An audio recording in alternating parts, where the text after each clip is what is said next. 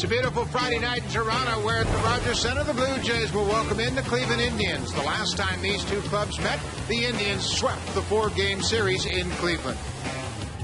Travis Snider is back with the Blue Jays. It has been the 14th of May, the last time he played in the big leagues. He had a wrist injury. At the time of that injury, he was as hot as anybody on the Blue Jays roster.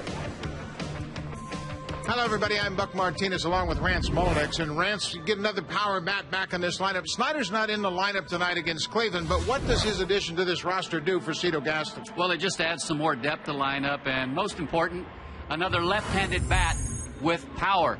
I think a big key for Travis Snider returning from the disabled list is to stay patient with himself, because it's going to take some time probably to find that groove and get his stroke back that he had prior to the injury. Well, nobody's in a better groove than Jose Bautista. The one question we get all the time is what's going on with Bautista and the home runs? Well, there's a couple of things. First, he's playing every day, but Rance, he's made some subtle mechanical adjustments that have really helped him out.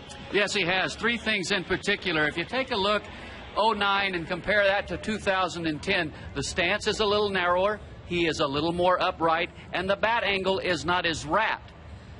In 2009, when he would start, he would double tap with the left foot, almost as if he starts, stops, and then goes again. Very difficult to have consistency with your timing as a hitter.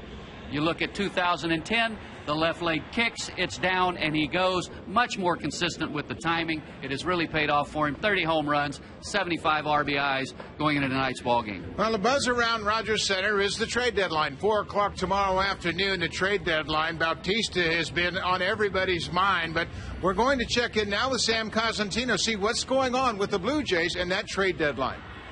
Well, Buck, those names still remain out there. Downs, Overbay, Bautista, and possibly a catcher. But to this point up here in the press box, things have been relatively quiet. We can now confirm that Micah Jacobs has indeed been acquired by the Blue Jays. He'll report to AAA to play first base for a player to be named later. We saw Anthony Gose being acquired yesterday for Brett Wallace. Gose should be made to feel comfortable as he reunites with former teammate Travis d'Arnaud in Dunedin with the Blue Jays. If anything breaks, we'll get it to you throughout the course of the game. Well, one thing that's consistent is the defense. The Blue Jays have played outstanding defense, especially against the Orioles. Bautista with a great throw. Escobar, a magician at shortstop. And this team is really starting to show the personality of their GM. Pitching and defense, that's what it's all about.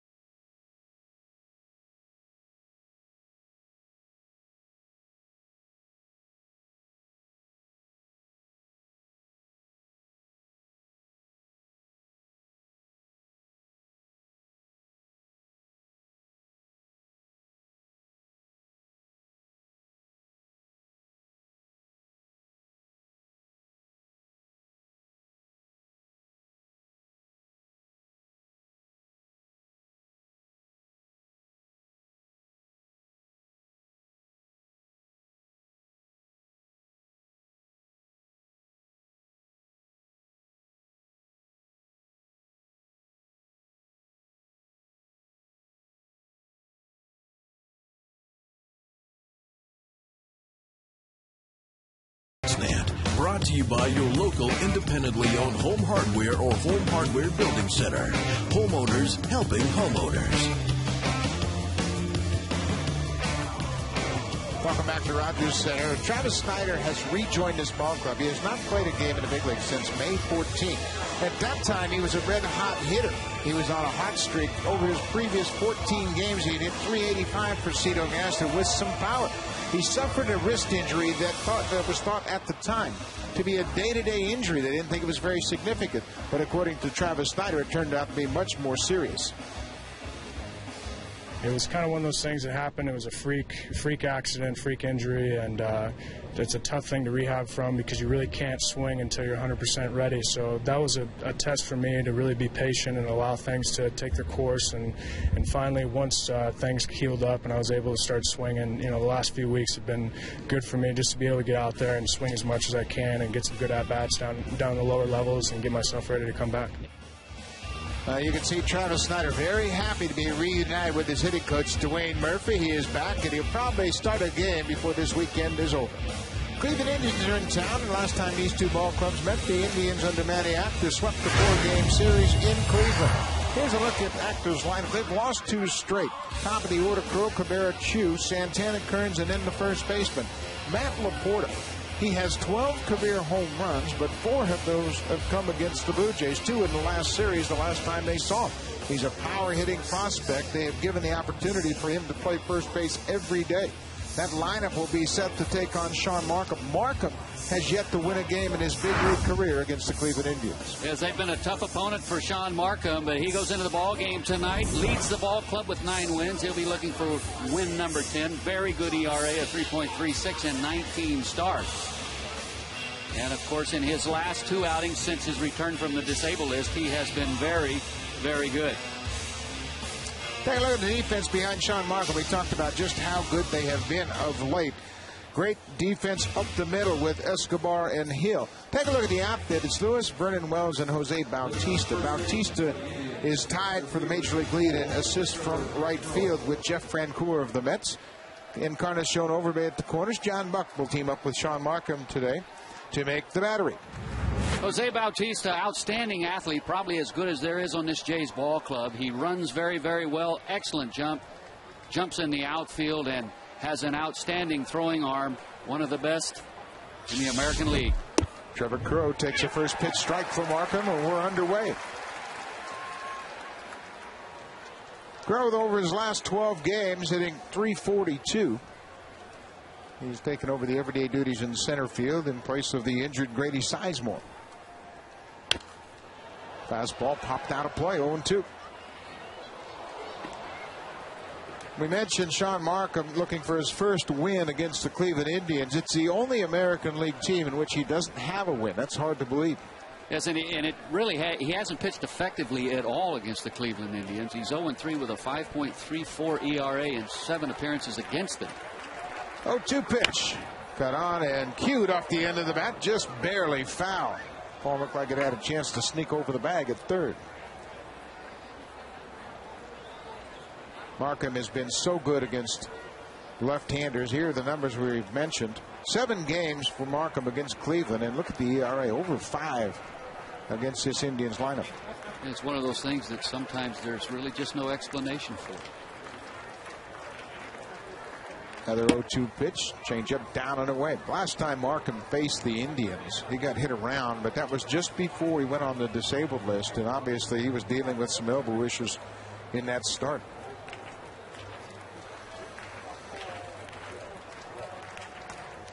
Got him.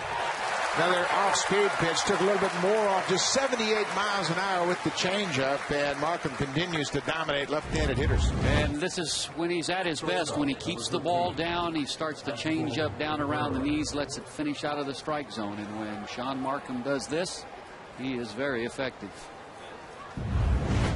1 out now, and Markham will face Asdrubal Cabrera.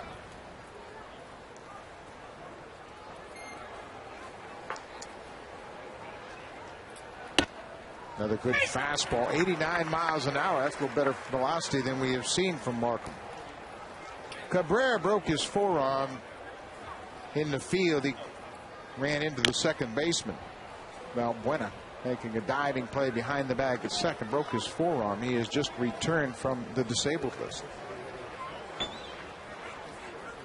obviously making an adjustment, getting back to the big leagues. And Rance, I think that's his biggest challenge for a position player, come midstream trying to catch up with big league pitching. Well, it really is. You know, lots of times a guy comes off the disabled list, you expect it to fall into place right away, and it just doesn't work that way sometimes. Sometimes it takes a while for you to get back up to game speed and find your timing. A ball and 2 strikes. And their off-speed pitch pulled foul. Yeah, the thing that you have to maybe guard against when you come off that disabled list, you want to get right back on track, and if you don't, sometimes as a hitter you'll start to press a little bit, and then that just compounds the problem. Take a look at this Drupal Cabrera. See how he chokes up on the knob of the bat. A little better bat control with 2 strikes.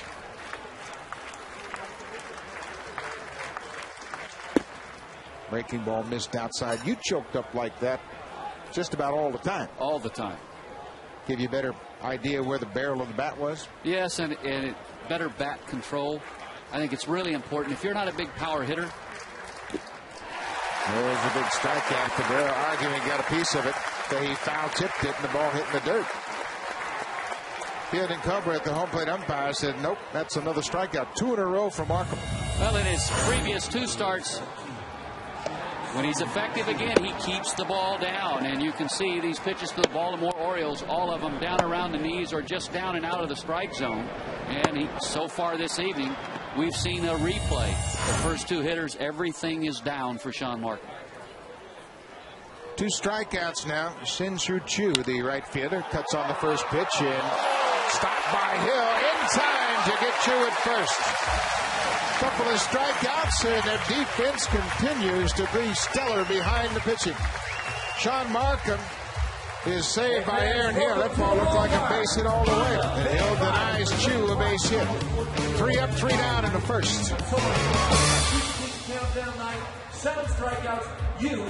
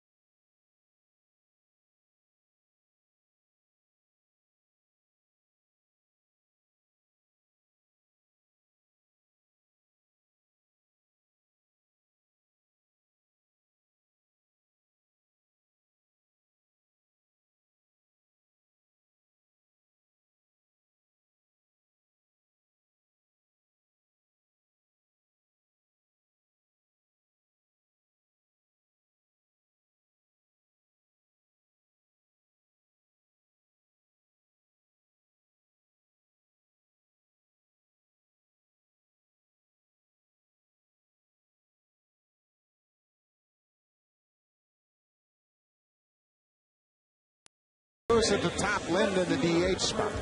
Over his last 15 games, Adam Lind has really been consistent. A .322 average. He's hit 3 doubles, 3 home runs, and driven in 9. It's a good sign that Linden Hill starting to swing the bats a little more consistently. Bottom of the order, Edwin Encarnacion. His average is up to .245. It's a lineup that will face Masterson, who has struggled for the most part throughout the season, but in his last start against the Jays was very good. Fred Lewis cuts on the first pitch. Big 2 hopper for Luke Donald, and 1 pitch, 1 out here in the first. In his last start against the Jays, 8 in the 3rd innings of work, just 8 hits, 1 run allowed against them. But you look at the numbers overall, 118 innings of work, 135 hits, 94 strikeouts. And for the most part, it's been a real struggle for him this season. He hasn't had a win since that start on July 1st against the Blue Jays. It was his 3rd win of the season. This is his 5th start since then. Yunel Escobar lays off a first pitch fastball. He was pretty good in his last start against the Rays. He went 6 2/3, gave up just 3 earned runs. Escobar off Masterson. Donald's going to be able to make a play, and Escobar is retired. That ball was headed for center field, but it hit Masterson and deflected right to the second baseman. Well, he helped himself out without any intention of doing so. Basically kind of self-defense, trying to get out of the way. Ball hits him on the leg, and a pretty easy play for the second baseman to record the out. Fortunate that this ball didn't catch him in a spot where it could have really hurt him. Looked like it just kind of glanced off that left calf. I don't know if there's any spot you can really hurt Justin Masterson. He's a big man. He had great legs underneath him, big broad shoulder, just about everything you want in a starting pitcher. Jose Bautista takes a breaking ball for strike one. Masterson, 6'6", 250. There'll be no charge in the mound on Justin Masterson. Not unless you lose your mind. A ball on the strike to Bautista. Good sinking fastball found out of play. Bautista, 30 homers, 75 driven in. His average at 256.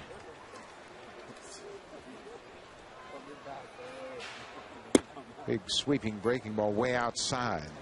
Yeah, I talked with Dwayne Murphy and asked him, was there anything that he talked to the ball club about in terms of making adjustment against Masterson in the ball game tonight? And he said, well, the last time that sinker was very effective. Little flare in the right field. That'll drop for a base hit. A 2-out single for Jose Bautista.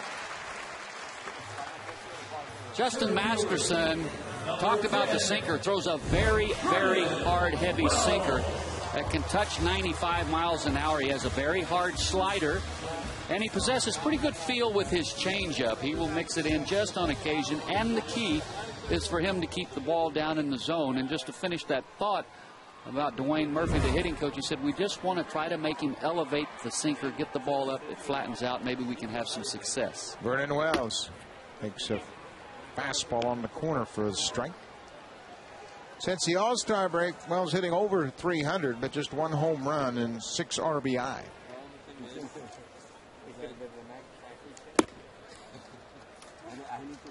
How about the delivery of Masterson? Kind of a high 3/4 crossfire delivery. Yes, it is, and it's almost like you see the body come towards you, and the arm is a little bit late, but he is able to,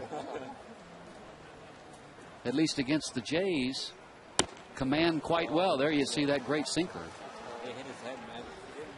Good spot, great late movement. Good numbers against the Blue Jays for his career, 8 games. As we mentioned, his last win came on July 1st against this ball club. Vernon Wells goes down swinging. Masterson gives up a 2-out single and nothing more. We are scoreless after 1 inning here at Rogers Center.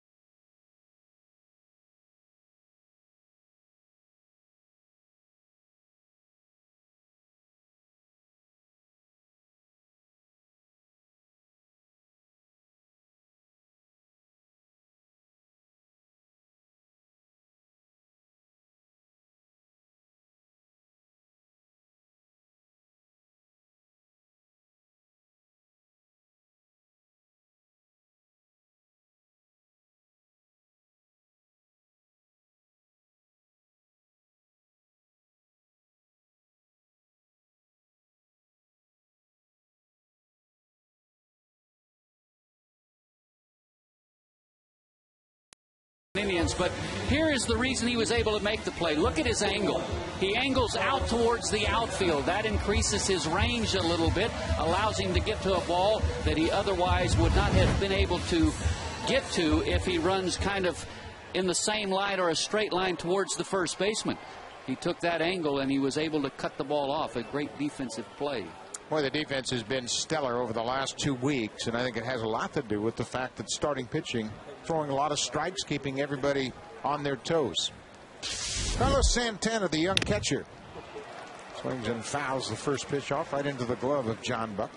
That's something that infielders will work on, especially as second baseman, is those angles, because he has that short throw. Santana, the rookie catcher, batting in the cleanup spot. Markham's throwing nothing but strikes. 0-2. Manny Acta, the manager, didn't hesitate when Santana first joined the ball club. He hit in the third spot, but you can see now league's caught up to him a little bit over the last week, hitting just $130. Popped it up off speed pitch. He was out on that front foot. John Buck, just to the first base side of home plate, makes the play. Sean Markham,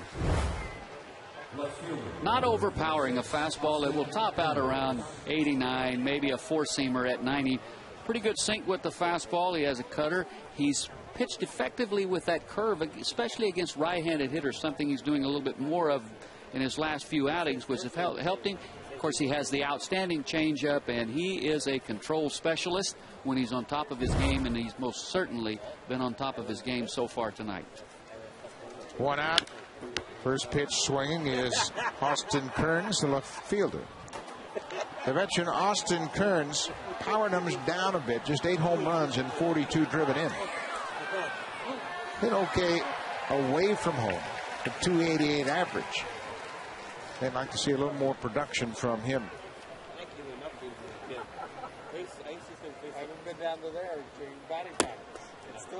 Looks like Markham's come out here and really made an effort to use the fastball early in this game.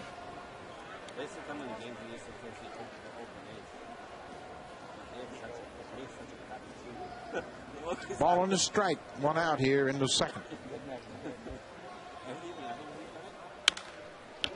Good fastball right on the corner, fouled into the seats.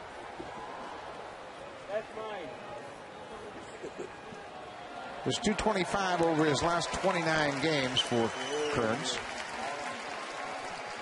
Indians have been really decimated by injuries. They have had Sizemore out all year long. Cabrera missed significant time. Their shortstop. A ball and 2 strikes. Another fastball. Interesting that the Indians look like they're sitting on off-speed pitch, and Markham continues to cross them up.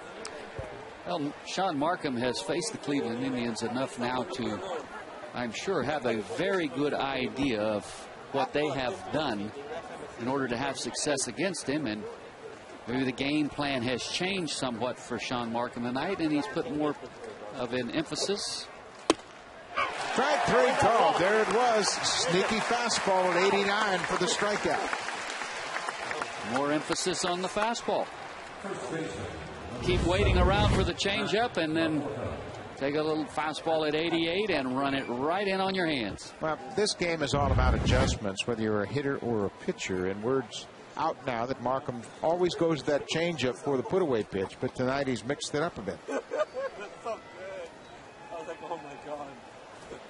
So Matt Laporta will bat with 2 outs. Markham's retired 5 straight. Down and away for a ball. This is a guy that has hit hard against the Blue Jays. 4 home runs in his young career, way out in front of that off-speed pitch. Mentioned that Laporta has 12 home runs in his big league career, 4 of them coming against the Blue Jays.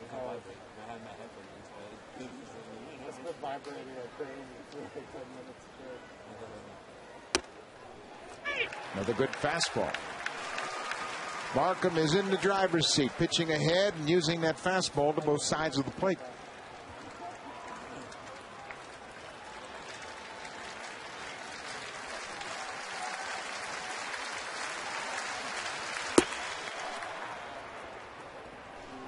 Markham's made a subtle adjustment with his changeup. He used a 4-seam changeup to right-handers. It would stay pretty straight, but now he's scrapped that using the 2-seam most effectively. Well, it seems as if the 4-seamer would kind of flatten out, and it didn't have that good movement down, and it would get hit, where the 2-seamer really has that good sink and depth to it. Full count. Fly ball popped up on the infield. Markham calls for it and makes the catch. John Buck was surprised to hear Markham hollering, "I got it, I got it," but he has retired 6 straight.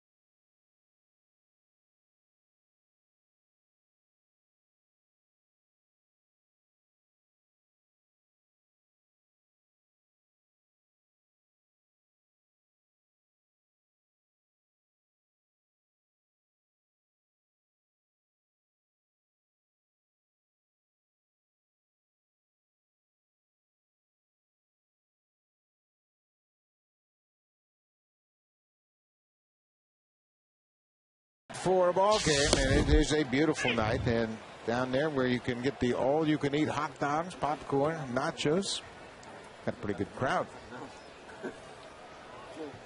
Adam Lynn bounces the sinking fastball foul at the plate, 0-2.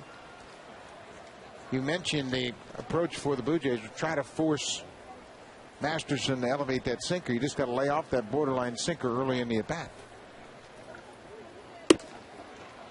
Well, it's easier said than done, but what you try to do as a hitter is tell yourself you see the ball down, and when I say down, what would be down in the strike zone to start out with. If you can, lay off of it, because with that late sink, it's going to be a ball. And spoils a pretty good pitch, that outside sinker. But when you're facing a sinker ball pitcher who throws as hard as Masterson does, that's difficult to do with consistency. A ball and 2 strikes to Adam Lynn. Another foul out of play. And as a left-handed hitter facing a right-hander with that good sink, really try to put an emphasis on letting the ball travel a little bit. Think left center.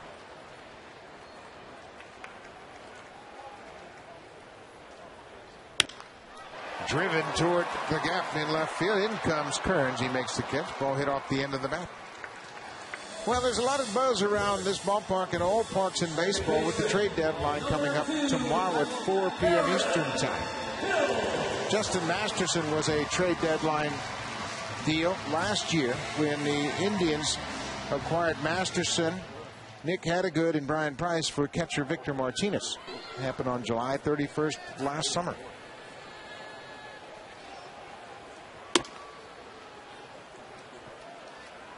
Aaron Hill takes the first pitch outside.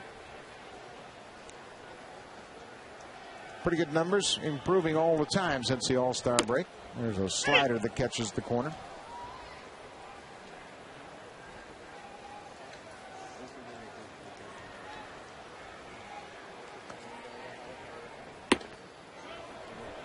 Appeal down at first, denied by Gary Cedarstrom. Well, Aaron Hill, since the All-Star break, has been much better, hitting .277, but still has not really been able to settle in and find the stroke that he had last year.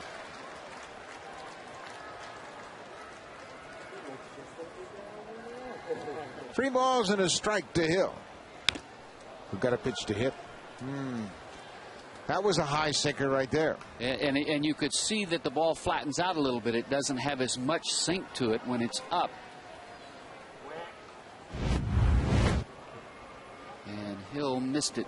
Pretty good swing. The ball didn't tie him up. He was on it. He just wasn't able to square it up. But Aaron Hill, most certainly the type of hitter, if he could find that stroke or that consistent approach day in, day out, could go on a run, hit .350 for a couple of months. Full count. Bounced off home plate. Masterson over near third. Throw in the dirt. Dug out by Laporta. Good backhanded grab by Matt Laporta, who hung with it. And Masterson made a pretty good play. Pretty agile play for a big guy. Well, Masterson made a very nice play. He was able to get off the mound, and he's the only one that had a chance. The third baseman would have not been able to get Aaron Hill. And a nice play on the back end by the first baseman, Laporta, to dig the ball out of the dirt. Nice play all the way around. Boy, as a pitcher, you can really help yourself out if you move around a little bit and field your position. So with 2 outs, Lyle Overbay will bat for the first time.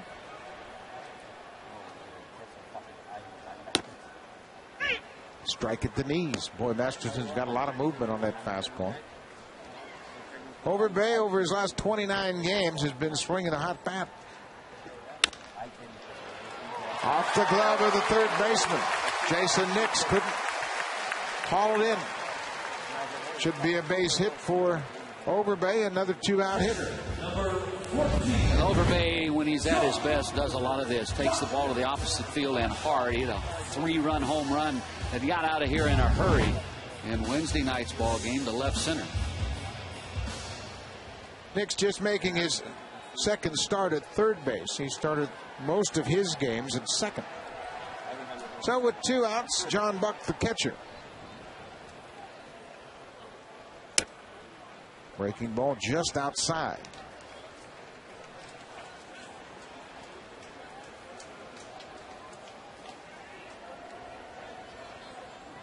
Buck just 0 for 2 against Masterson. Having a big July. Hitting .333 in the month of July. His name has been mentioned in relationship to the trade deadline. The possibility of some team in contention needing some help behind the plate. Bottom just dropped out of that pitch. There's numbers. Last 11 games. 6 doubles, a home run. He's driven in 7.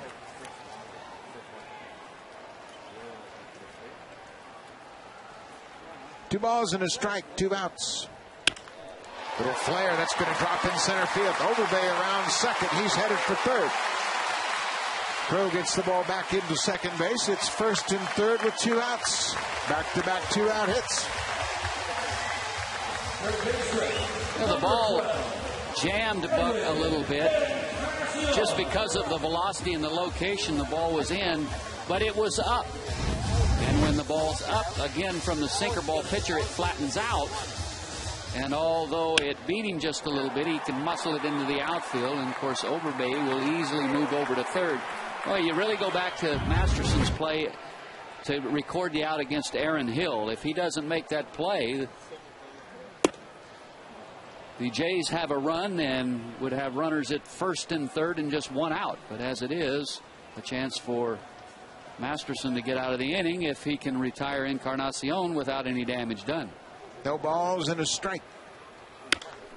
Another flare at second base, but Luke Donald is able to get back and make the catch. Masterson strands a couple of base runners. We are scoreless after 2 innings.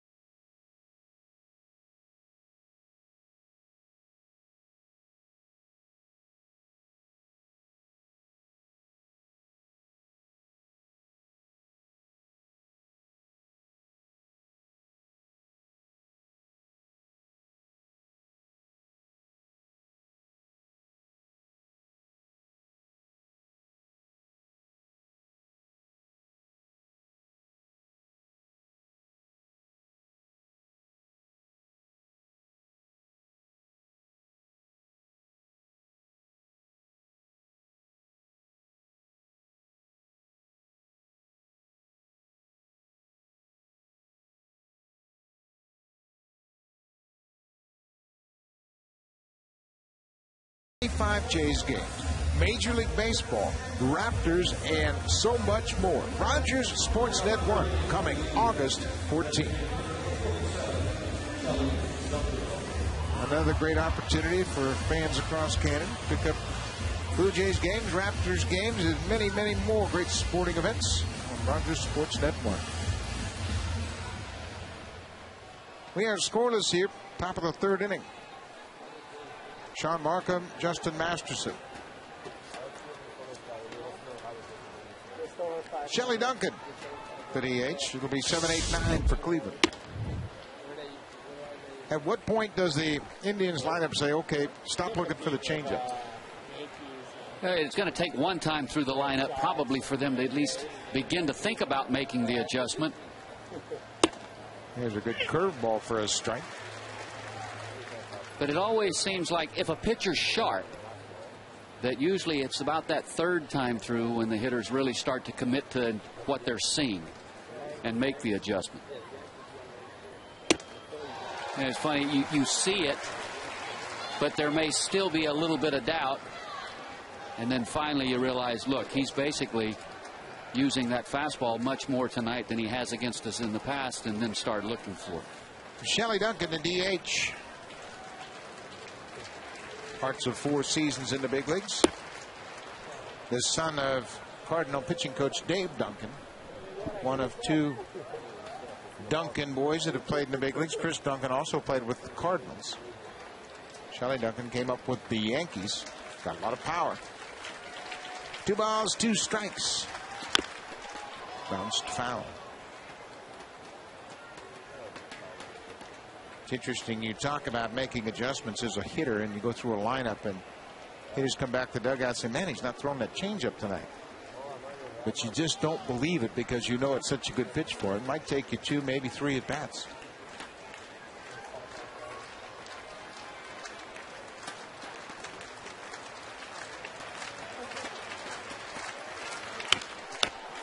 Well, he's got him swinging at that borderline fastball now. Yeah, and they're all a little bit behind it. They're just not catching up. And again, it goes back to what you've talked about, Buck, and that's the fact that they still constantly in the back of their mind keep thinking he's going to throw the changeup.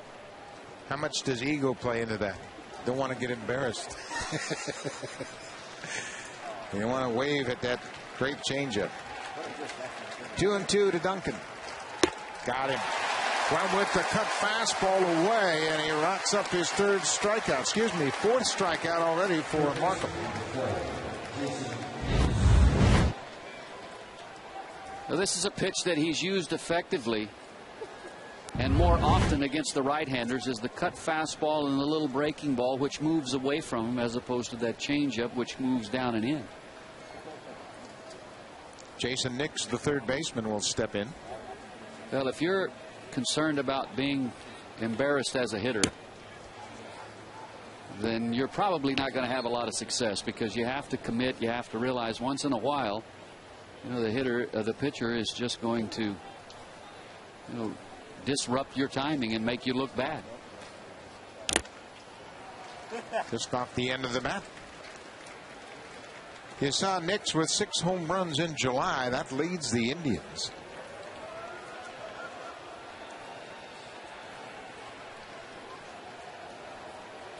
Started out the season with the Chicago White Sox, picked up on a waiver claim, as the White Sox were trying to figure out who was going to play 3rd base on a regular basis. He was in that mix for a while. Ball and a strike. Boy, the timing has really been a problem for the Indians hitters early going here.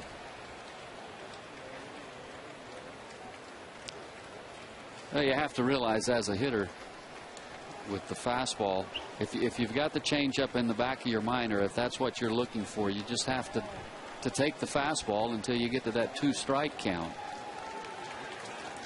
Manny Acta in his first year as the manager of the Cleveland Indians. Another cutter, another strikeout. 8 men up, 5 strikeouts for Sean Markham. Well, this at bat was pretty much a replay of the previous one, and the same pitch, which finished the hitter off. Off the plate, but he's thrown so many strikes the Indians have to chase. 2 outs here in the third.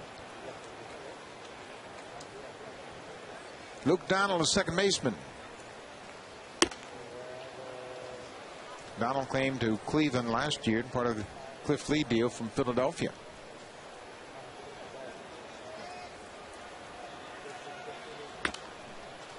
Right on the fist over toward the Indians dugout and back in the seats. Pretty good numbers overall coming into the ball game tonight. 261. Just the 2 home runs, 18 RBIs, and 184 at bats. The last 4 games he has struggled, 1 for 12. Another July trade deadline player. July 29th a year ago. Got it down and again. He went after that sinking fastball. Those pitches are off the plate, but because he's been attacking the zone with the fastball, they've had to expand their strike zone. It's very evident that Sean Markham's made the adjustment that he needs to make. 5 strikeouts already in this ball game, and he has been in complete control. Now wouldn't bite. Went out there with that cutter again. 2 balls, 2 strikes, 2 outs here in the third inning. He probably doesn't want to, but right here, based upon pitch sequence, he could throw the changeup. He threw it, just missed with it. Full count. We are scoreless here, top of the third inning. Blue Jays have won 3 straight.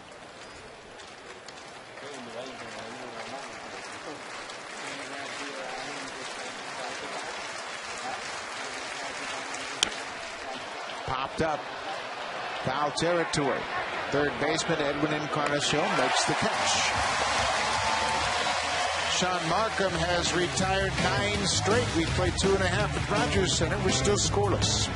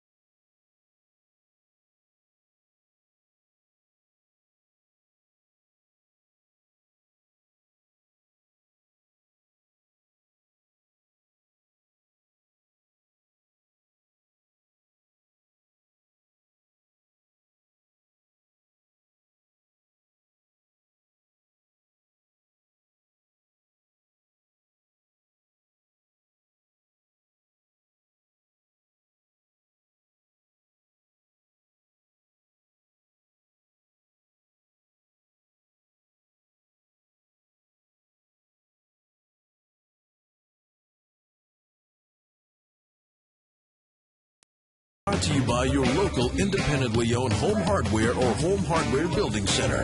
Homeowners helping homeowners. Back at Rogers Center, it is a scoreless game as we head to the bottom of the third inning. It'll be the leadoff batter, Fred Lewis.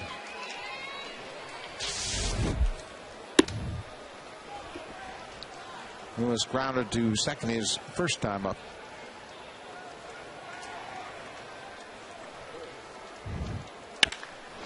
The ball is driven toward the gap in center field. Nobody's going to get that ball. It's out of here. That ball carried right out of the ballpark. Fred Lewis with his 7th home run of the season. The Blue Jays are up 2-0. Blue Jays are up 1-0.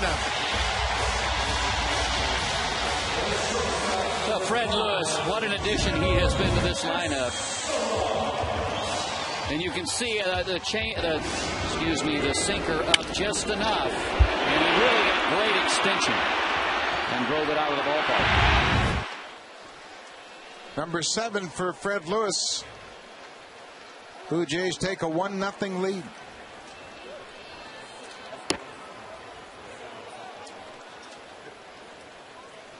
Masterson just a little bit too high with that sinking fastball, and Lewis hammered it. Escobar, a ball and 2 strikes.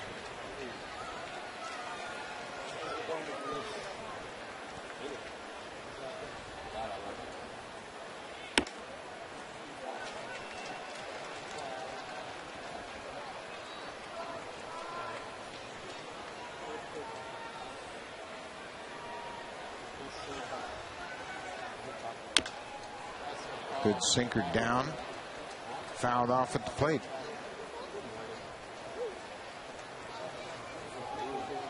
Fred Lewis with the leadoff home run here in the 3rd inning.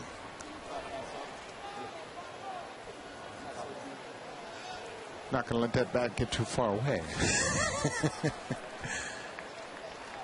Keep this bat warm, Dwayne. Bouncing ball to 3rd base. Jason Nix across the diamond, 1 out.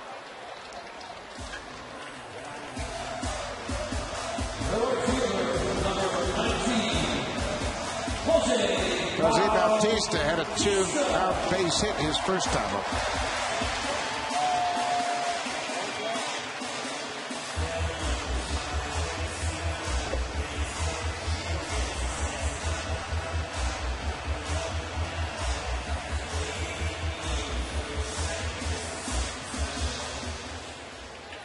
Looks like they're checking to see if there's a crack in that bat.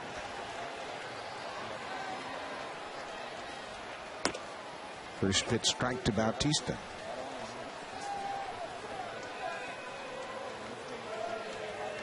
One out here in the 3rd inning.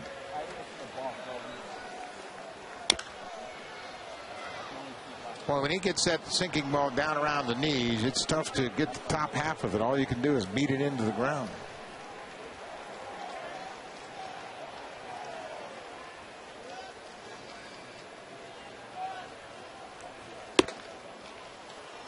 A ball and 2 strikes.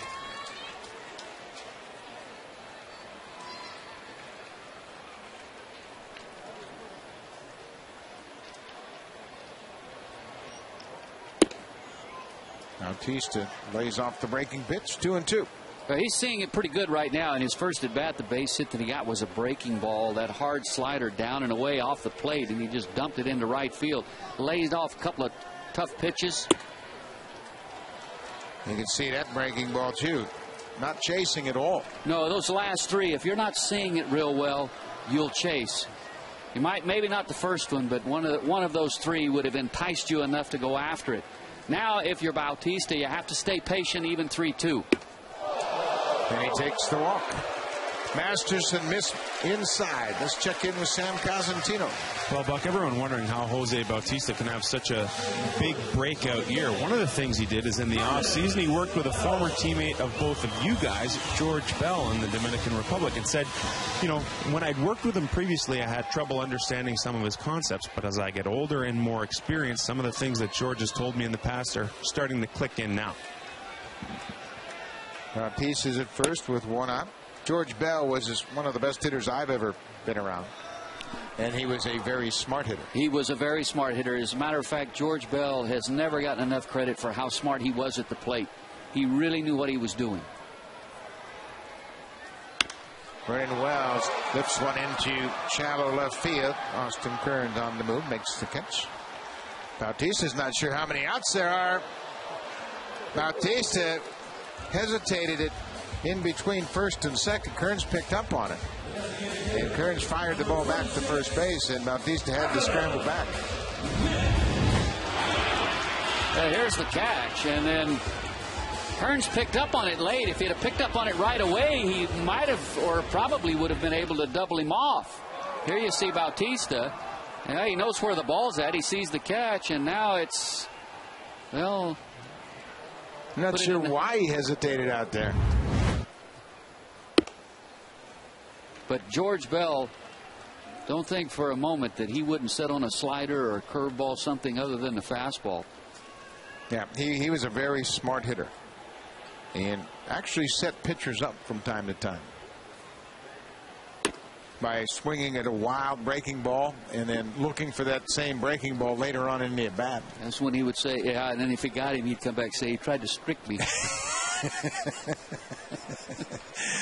2 balls and no strikes. Adam Lynn, big cut of that sinking fastball. But you know, for a guy who hit with a lot of power and was a big run producer in George Bell, he didn't strike out a lot either. Had great hand-eye coordination.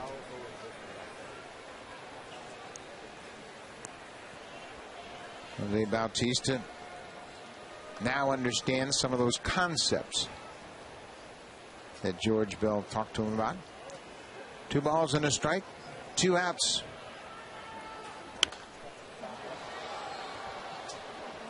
Blue Jays have taken a 1-0 lead here in the 3rd inning on Fred Lewis's 7th home run of the season. A leadoff shot in the inning to center field. Lewis now has 30 RBI. Yeah, with Fred Lewis, you can never tell if he's 4 for 4 or 0 for 4. The expression really doesn't change too much. Bautista was thinking about running. Masterson picked a good time to throw to first. Yeah, Fred Lewis, very even keel.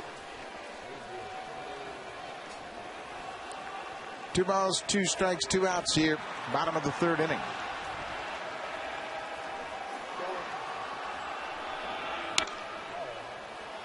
Lynn's putting up quite a battle.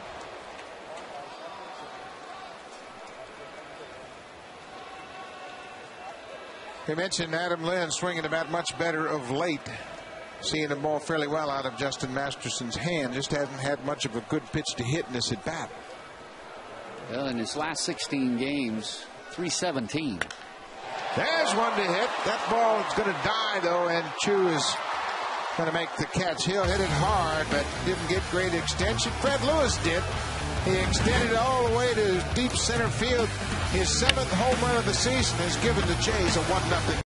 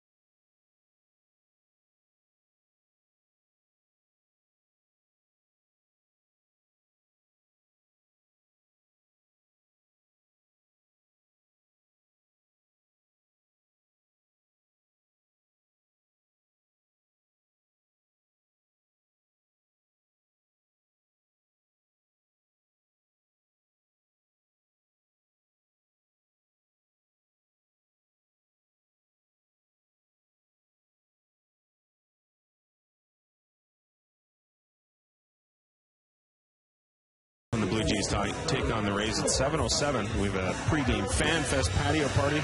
Blue Jays autograph session from 5:40 to 6:10 p.m. right near Section 21. And just by attending, you can get the opportunity to win a 2010 Honda Cross Tour. For tickets, visit BlueJays.com, most Rogers Plus locations, or give us a shout at 416-341-1234. It's Honda Fan Fridays. Tampa Bay Rays will be in town.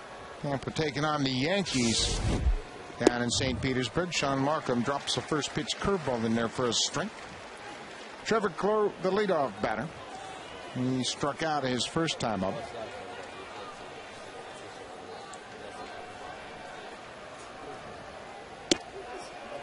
A ball and a strike. Mentioned the Rays and the Yankees. Nick Swisher has homered in his first at bat, a 2-run shot against Wade Davis. I guess his strikeout last night by Andy Marte kind of inspired him to have a good at bat. Right back up the middle. Escobar behind second in time to get Travis throw. Markham swiped at it, but Escobar with that great range and strong arm made an easy play of it. Yeah, Sean Markham feels his position very, very well. Good athlete. It looked like he might have thought the ball was hit a little bit harder than it actually was.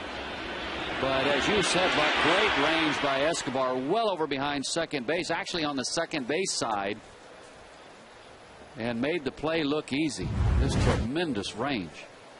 That was not an easy play. One out, Asdrubal Cabrera. Another first pitch strike.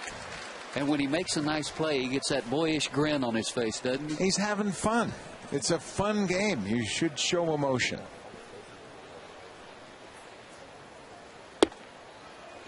Oh, and 2.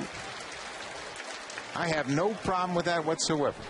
That's great to see, really, that somebody enjoys the game, is having fun, and when he makes a nice play or a very good play, he feels good about it. 0 and 2. Strike 3 call. 3 pitches from Sean Markham, and Asdrubal Cabrera goes down. His 6th strikeout already in this game for Markham. Looked like a fastball right on the corner, and again, the result of that pitch, or the effectiveness of that last fastball, is in the back of your mind again. You always think he's going to go to that great changeup. Chu, the right fielder, takes a first pitch strike. Nothing like it. Best pitch in baseball, strike 1. Chu hit the ball hard in his first at bat. Looked like it was going to be a base hit, no problem, but was robbed by Aaron Hill. Lots of South Korean fans here to support Chu. He's a good player. Very good player.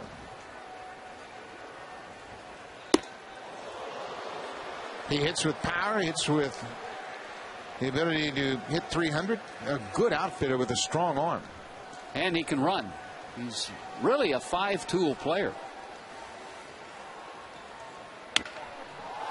Overbay knocks it down, stays with it. Markham's right there to take the toss. Sean Markham has retired 12 straight.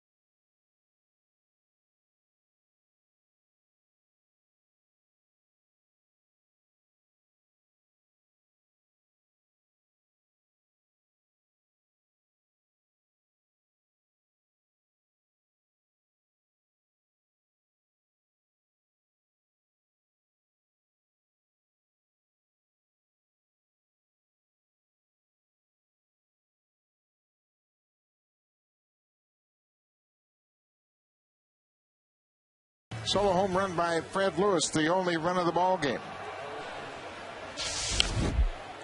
Aaron Hill cuts on a high fastball and fouls it back.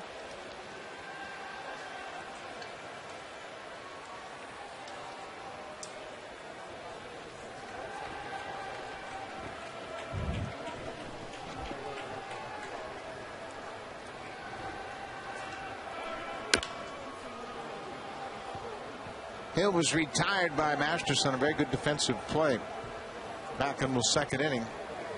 Another ball chopped right out home plate over between the mound and third base. Masterson got off the mound and made a good strong throw to first base. Hill in a hole, 0-2. Pulled through the infield into left. Breaking ball got up in the zone and Hill didn't miss it. Well, Masterson ahead in the count 0-2 and just makes a very poor pitch. And Aaron Hill takes advantage of it. A hard hit ground ball. Third baseman not able to make the play. Had a couple of guys diving for it. Nobody can come up with it. And Aaron Hill has himself a base hit. Lyle Overbay singled off the third baseman's glove in his first at bat. Rips it into center field, the base hit. Hill will stop at second.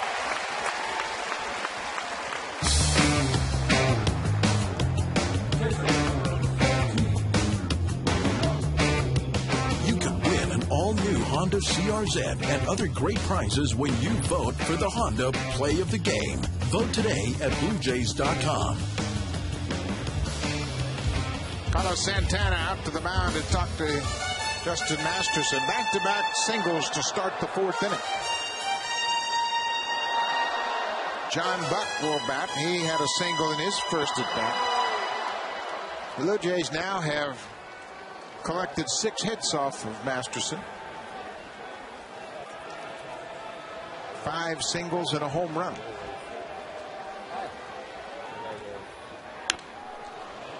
That ball really got in his kitchen. Good sinking fastball right on the hands. Really tied him up. Yeah, you mentioned how well he's been swinging the bat as of late, and big strong guy likes to get his arms extended. One way to kind of counter that is to keep the ball in on the hands hard. Well, that's a good comeback fastball. Starts off the plate, dives over the outside corner. Masterson's ahead 0-2. Of course, it never hurts to be able to take a 93-mile-an-hour sinker and put it about knee high right on the outside corner.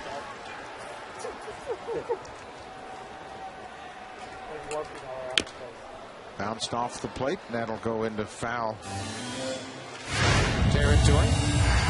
John Buck's had some offensive season. Look at his numbers, how he compares to the American League catchers. Well, and the numbers that really jump out is 20 doubles. That's tied for second. He leads with 14 home runs and 47 RBIs as second. So not only has he been solid with the batting average, but he's been productive as well.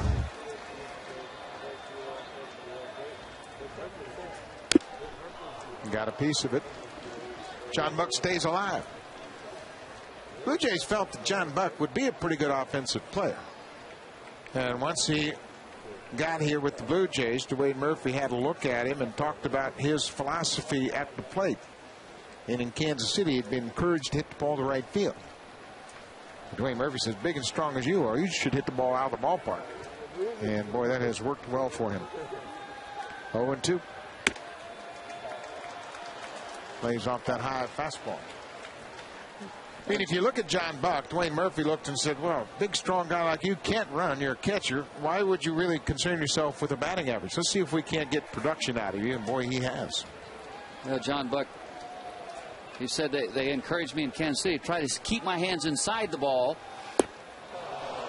He chases that breaking ball off the plate. Masterson picks up just his second strikeout.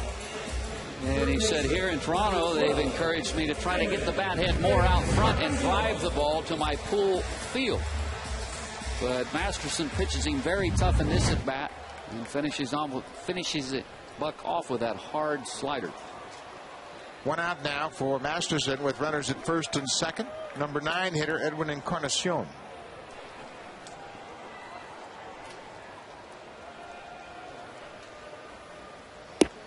Way outside. This could be a pretty good matchup for Encarnacion, given the fact he is such a good low ball hitter. He likes the ball down, but it's just a question again of being able to catch up with that good hard sinker and square it up. There's a difference between something down that flattens out and something that starts down in the strike zone and the bottom falls out of it. Big difference between that 4-seam fastball down and the 2-seam, which sinks and runs. 2 balls and no strikes.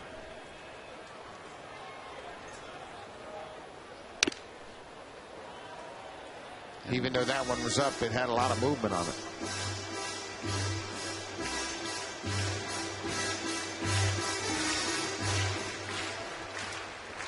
Blue Jays lead 1-0 here as they bat in the bottom of the 4th. Carlos Santana flashing the signs for Masterson. Base hit into center field. Aaron Hill getting the wave around third. Here comes the throw from Crow. On the money. Santana can't hold up. Couldn't come up cleanly with the baseball. Aaron Hill scores.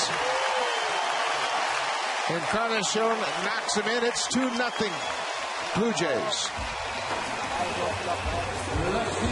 Throw was right on the money, but the catcher couldn't handle the one-hopper. Now, for the second time in this inning, a mistake with the breaking ball up, and Encarnacion takes advantage of it. Crow did a great job to close on it. Good jump by Aaron Hill. Good strong throw to the plate, but the catcher not able to handle it cleanly. I'm not sure that Hill was going to be out as it was. You can see he's already past him. That might have been why the catcher, Santana, had a little trouble handling it, probably trying to get that tag down a little bit too quick. Fred Lewis homered his last time up. Bounces it off home plate. This is going to be a tough play. Not in time. No chance at all.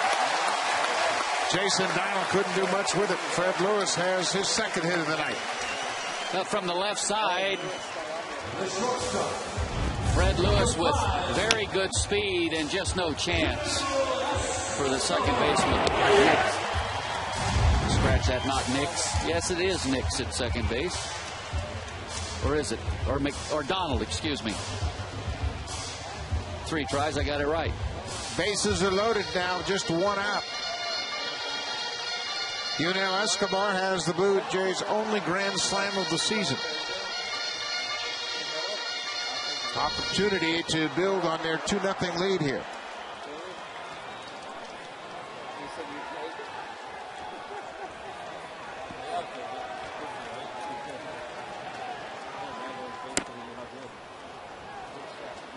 Escobar takes the first pitch strike. A run in here in the 4th inning. 4 hits in the inning.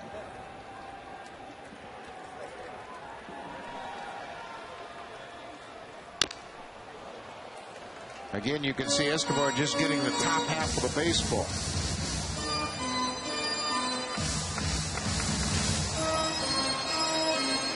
Well, even though this is a very difficult situation with just 1 out, bases loaded for Masterson, he is the type of pitcher, again, with that hard sinker, you get a lot of ground balls. If you can get a ground ball hit well to an infielder, you can get a double play and get out of the inning.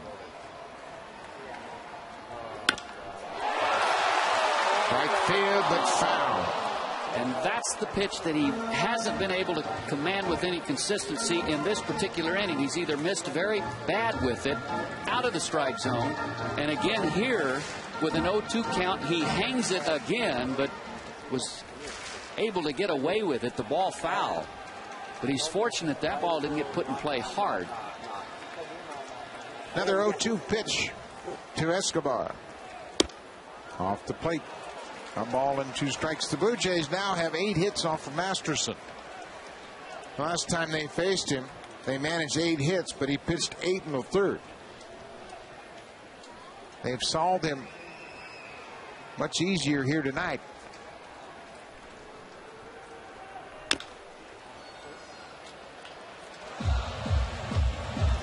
He has no problem with that sinking fastball. No, and really that is his #1 pitch. His best pitch is his sinking fastball. And, you know, if you're Masterson, I want to remind yourself in this situation, if I'm going to get beat with my best pitch. Don't get beat making a mistake with something other than the hard sinker. Off the plate, and it's been pretty consistent. Masterson hasn't thrown a quality breaking ball in this inning. 2 balls, 2 strikes. Bases are loaded, 1 out. A run in.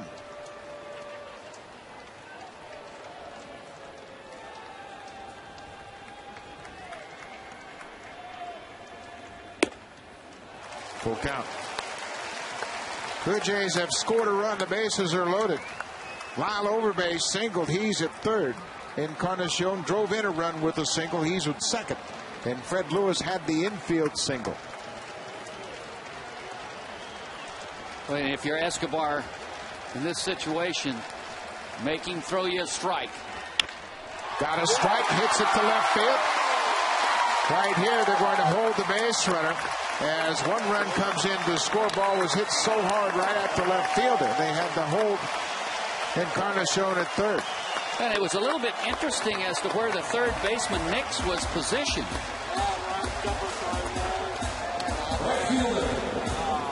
Even at normal depth, I'm not sure he'd have been able to make a play on the ball. It was hit very, very hard. And here you get a look at where he's playing. He was in quite a bit. He was even in a little more shallow than what would normally be double play depth. See right there, normally you'd think he'd be a couple of steps deeper. That would be double play depth. Might have been able to make a play. The ball was hit very hard. You go back to that 3-2 pitch. You don't want to chase that sinker or slider that's off the plate. Get a little over anxious 3-2, but a nice job by Escobar. Encarnacion had to hold up at third. Not only was the ball hit hard, but he kind of jumped over the third baseman as Nix dove for the ball. Bases remain loaded for the Major League leader in home runs, Jose Bautista. 1 out. Just on the outside corner.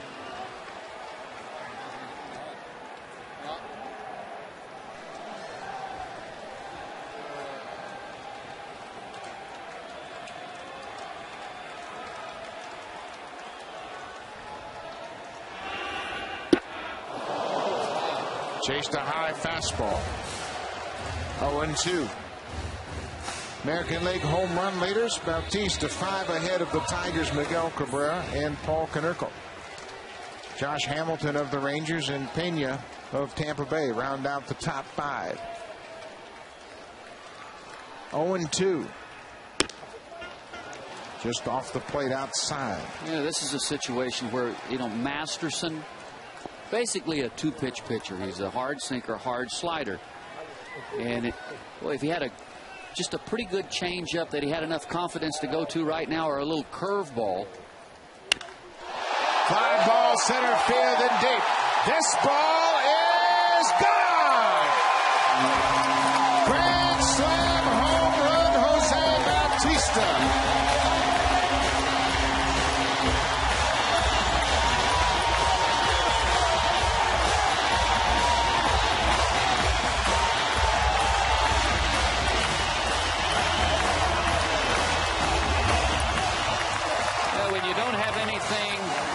Disrupt a hitter's timing unless you're pinpoint dead on perfect. About the 3rd time through, hitters start to make the adjustment. Not really a bad pitch from Masterson, but a power hitter goes down and gets it and drives it out of the ballpark. Note to GMs around baseball, the price has just gone up a lot. I can't imagine the Jays trading Jose Bautista. Brennan Wells, fair ball down the left field line. Off the wall. Wells around first, headed for second. He's in there ahead of the throw. 7 hits in the inning. Yeah, there's Bautista telling him how he did it. Here's the base hit by Wells. It looked like a breaking ball that stays up right over the top of the bag at third base.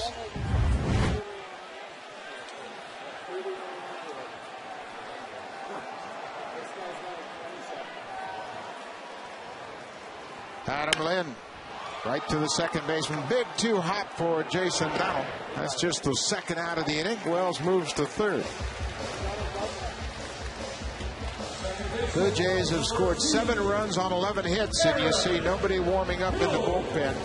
This Indians ball club has really abused the bullpen lately because of short starts. Mitch Talbot started last night, lasted just 2 innings, and subsequently went on the DL with a back strain.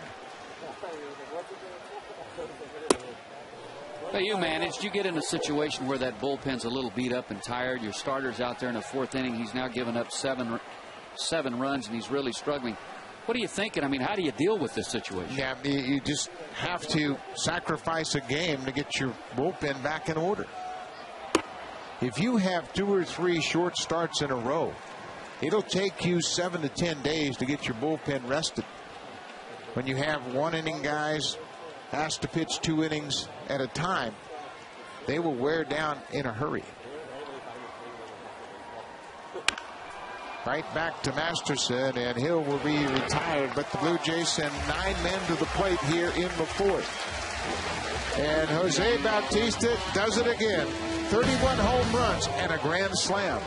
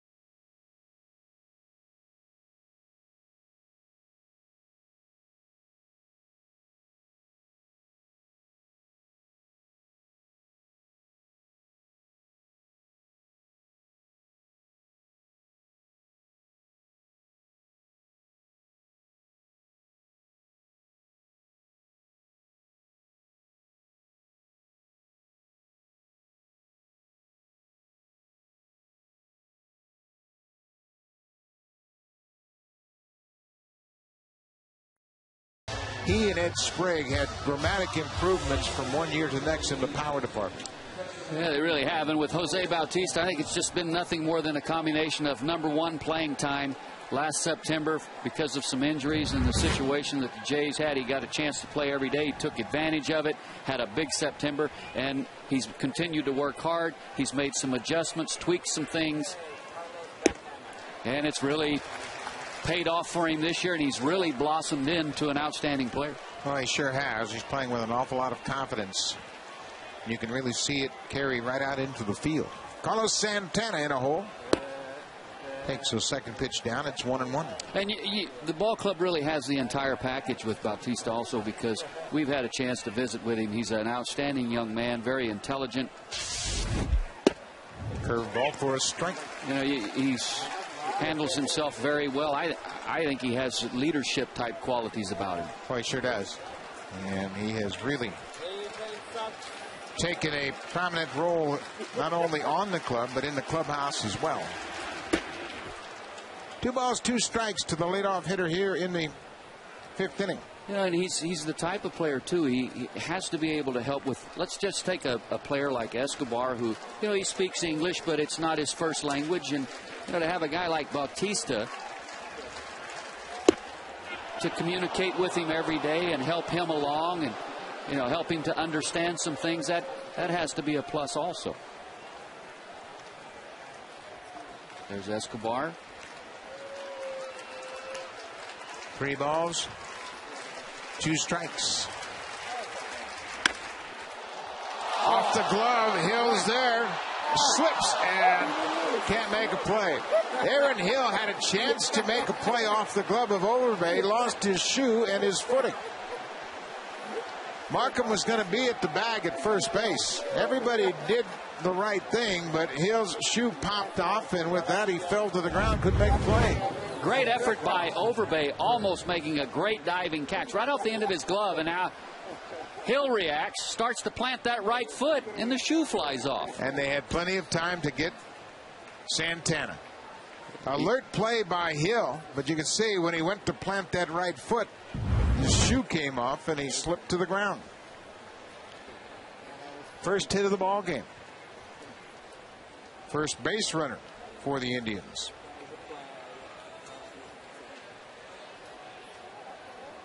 Austin Kearns, the left fielder.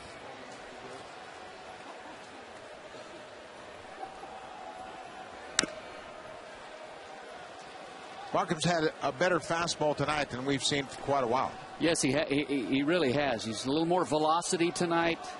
He's pitched consistently at around 88, 89 miles an hour. A couple of times he's touched 90 with his fastball this evening. And the fastball has good life to it. It also is moving around in the strike zone.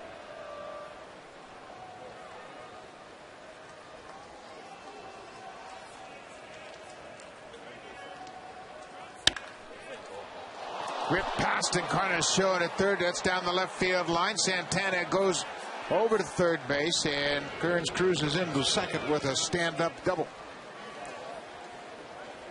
And now twice, the first two hitters in this inning have hit the fastball hard.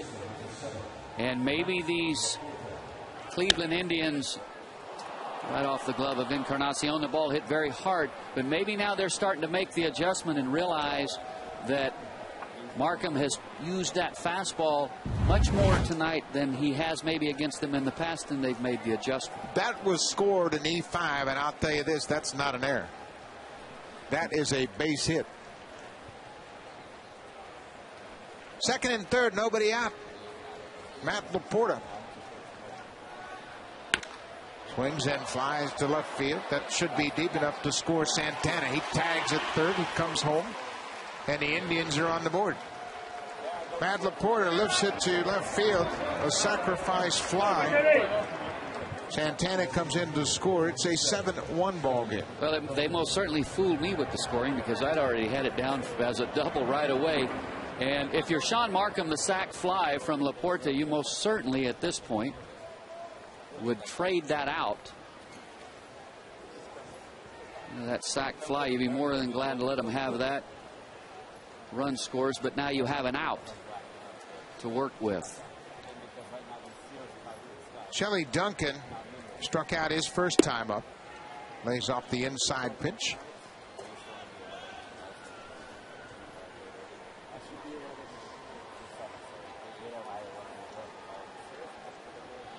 Markham had retired 12 straight coming into the fifth inning.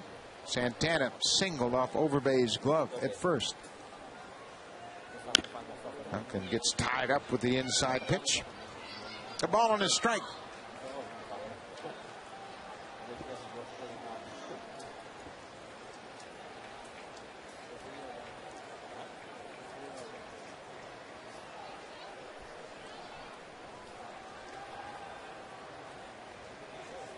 Austin Kearns at second base hit a ball sharply past the third baseman.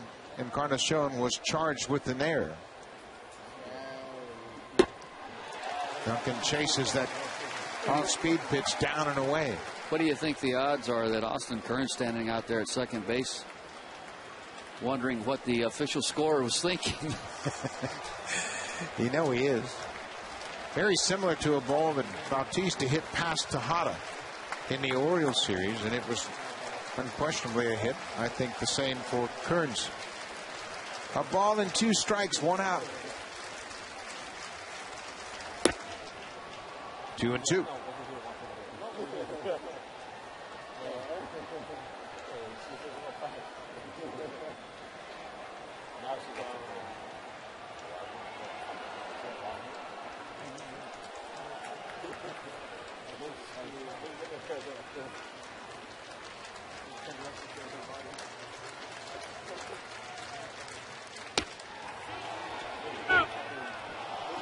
Duncan checked his swing on that changeup in the dirt. It's a full count.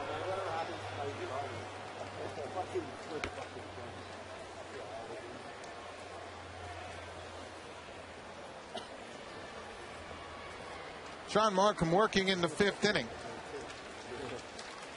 looking for his 10th win of the season.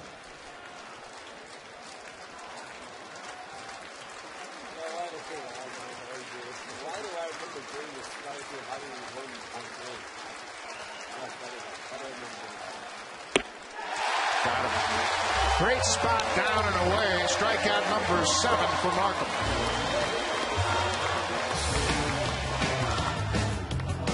You can win an all-new Honda CRZ and other great prizes when you vote for the Honda Play of the Game. Vote today at BlueJays.com. 2 outs here in the 5th inning. Third baseman Jason Nix will step in. He struck out in the 3rd inning. Indians have scored a run.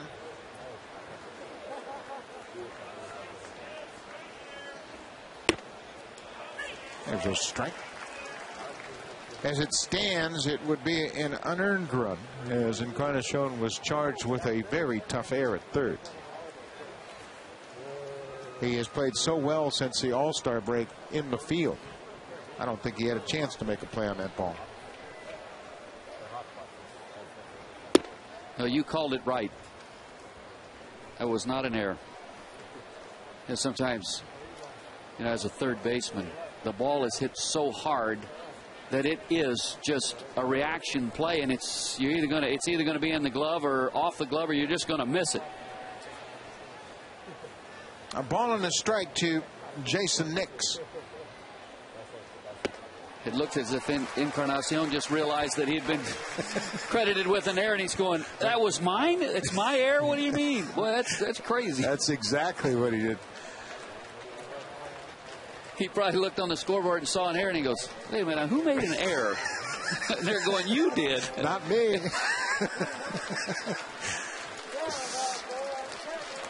A ball and 2 strikes. 2-2. Whatever happened to the phrase "too hot to handle"?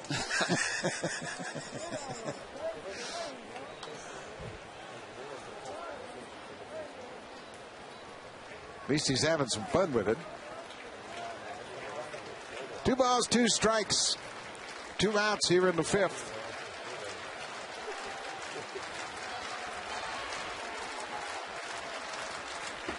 Bounced in the dirt. That's where sometimes the teammates say, "Don't worry about it. You're not going to win the Gold Glove anyway." Take a look at this hot shot.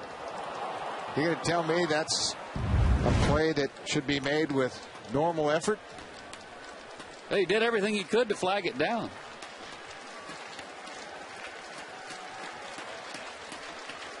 Full count.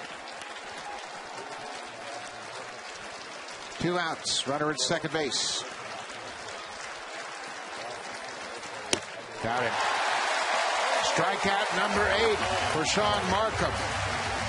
Through 5 innings, Blue Jays lead 7-1.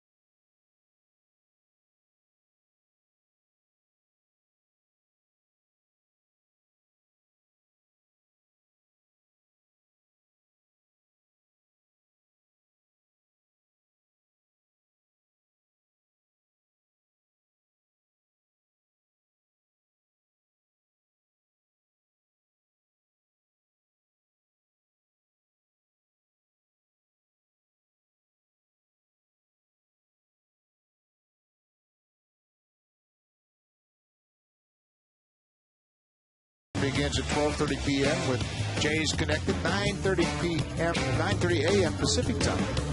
It should be Jake Westbrook against Brent Cecil, the starting pitchers in tomorrow's game.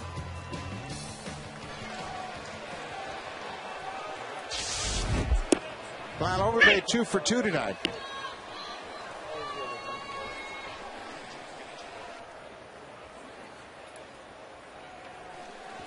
Overbay's average at 250.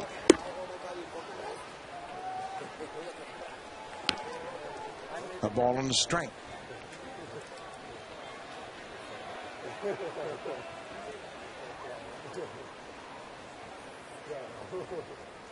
Look out. I think Masterson was going to make sure he got that ball inside, didn't leave it out over the plate. His last at bat, a fastball out over the plate, and Overbay hit it right back past him hard. Sometimes you overcompensate, trying to make sure you get the ball in, and you kind of get some, you just kind of pull on it a little bit at the last moment. And there's a good breaking ball. Overbay swings right over the top. We mentioned the Indians, their bullpen has really been beaten up over the last week, and Masterson's going to have to give them a little more length in his start. Comes right back with another good breaking ball. Picks up the strikeout. First out here in the 5th. Number 14. Check in with Sam Casentino. Well, Buck, Mitch Talbot placed in the DL. Jess Todd sent back to AAA Columbus. Justin Germano was called up from AAA Columbus based on the fact that he can give him innings. He is a starter. Jensen Lewis also called up, and Manny Acta said before the game that Lewis should be able to give him 2, possibly 3 innings as well. So they do have some length with the call-ups. John Buck grounded at third base. Jason Nix fires across the diamond. 2 quick outs here in the 5th. Well, we have just been informed that the official score has changed the call, and Austin Kearns has been given a double on the play that originally was scored an error on Edwin Encarnacion. And that, in my mind, is the right call. Which now makes the run earned.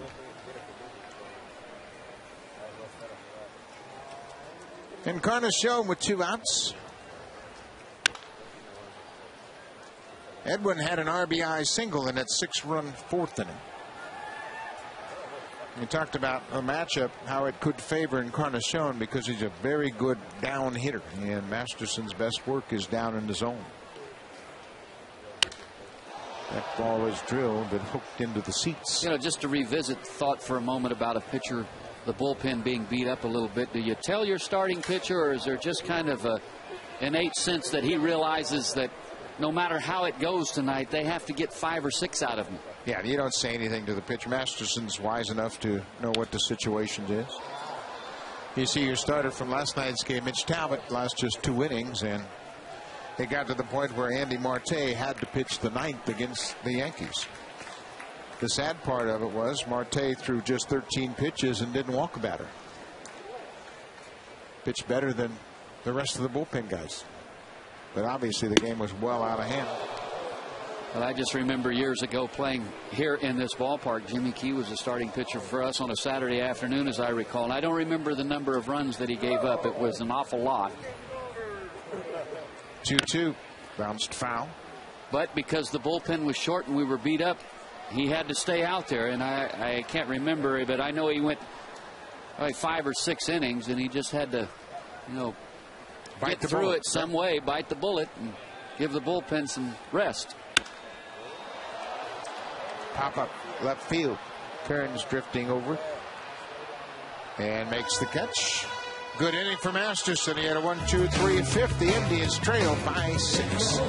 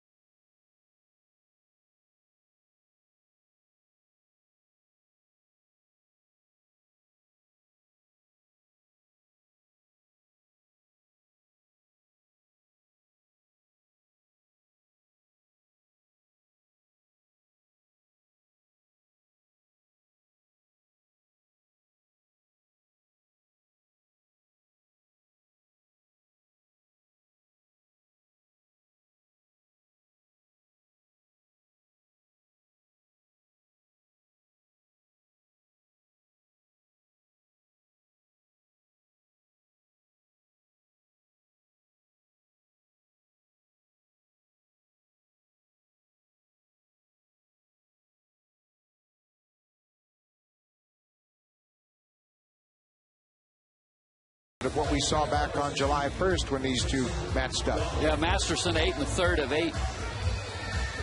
Giving up just 8 hits to the Jays in that ball game. And, of course, Markham wasn't around too long, worked just 4 innings in that outing prior to going on the disabled list. But, boy, Masterson has struggled here this evening. 11 hits and 5 innings of work, the 7 earned runs, the grand slam by Bautista. Markham, on the other hand, just 2 hits allowed and the 1 run. And he has been in complete command. No walks, 8 strikeouts. The 8 strikeouts ties his season high. It's the 3rd time he's punched out 8 in the game. Boy, he's done that all night long. First pitch strikes. The Indians have been in a defensive mode all night long. Well, they talked about at the beginning of the game, Markham being a control specialist. Curveball lifted up the right side and out of play. And in his 3 starts, this being the 3rd since coming off the disabled list, the beginning of the 6th inning here, he has now pitched 15 2/3 innings, and he has walked just 1 hitter.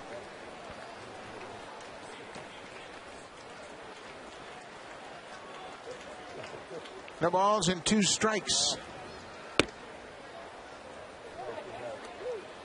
Donald lays off the high fastball. And command is all about extension and finishing your pitches. And when that elbow was flared up on him, he just couldn't finish his pitches.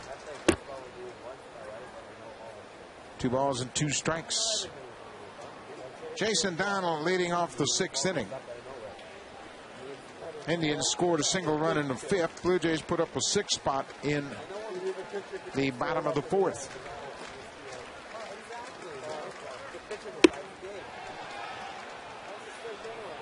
No swing, says the crew chief, Gary Cederstrom.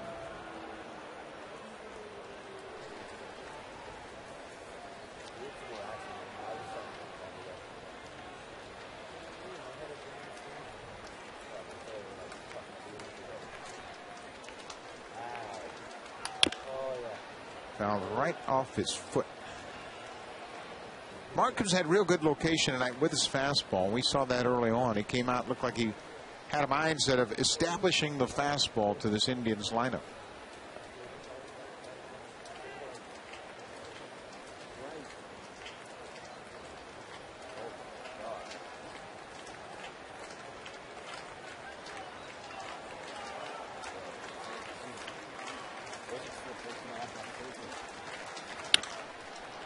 Bouncing ball up the middle, gloved by Escobar in the dirt, not dug out by Overbay. Escobar had a little more time to make a better throw and threw it in the dirt, and Overbay couldn't dig it out. Look at the range. Yeah, ranging far to his left makes the play very easily, and then just doesn't finish it off with a good throw, and Overbay unable to dig it out.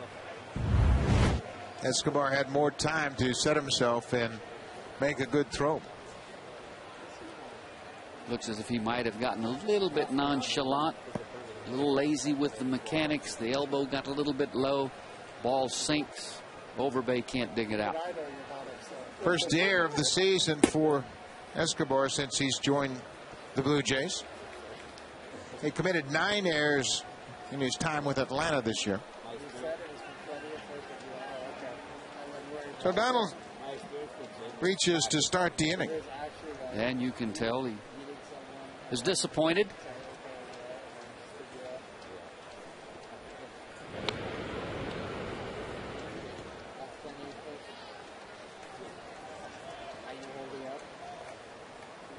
Trevor Crowe is 0 for 2.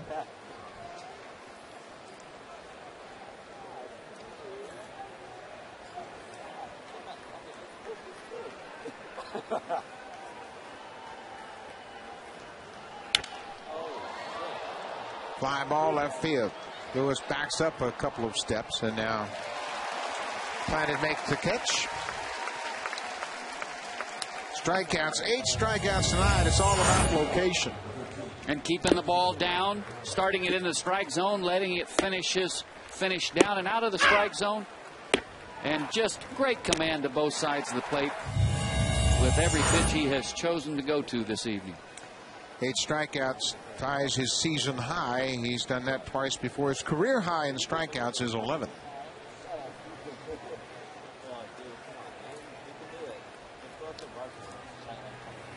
One out for Asdrubal Cabrera. Just off the plate. Cabrera, 2 strikeouts, once swinging, once looking.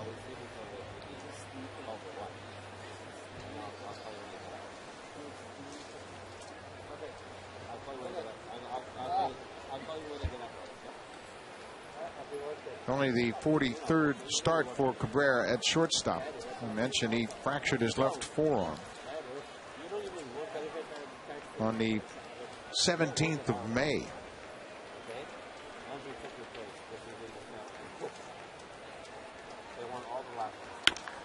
Ball is hit to right field. Bautista takes the line drive about chest high. Down back to first. You can see Bautista suggesting that ball was knuckling on him and a little more difficult than it may have looked. Thought for a moment that the ball might be in the light bank. Ball hit hard. Very good jump. Able to stay with it and make the play. Everything is not necessarily routine. No, it isn't. That ball gets that knuckleball. You really have to focus and stay with it. So they're 2 down now for Sin-Soo Choo. Strike 1. Markham's thrown just 86 pitches.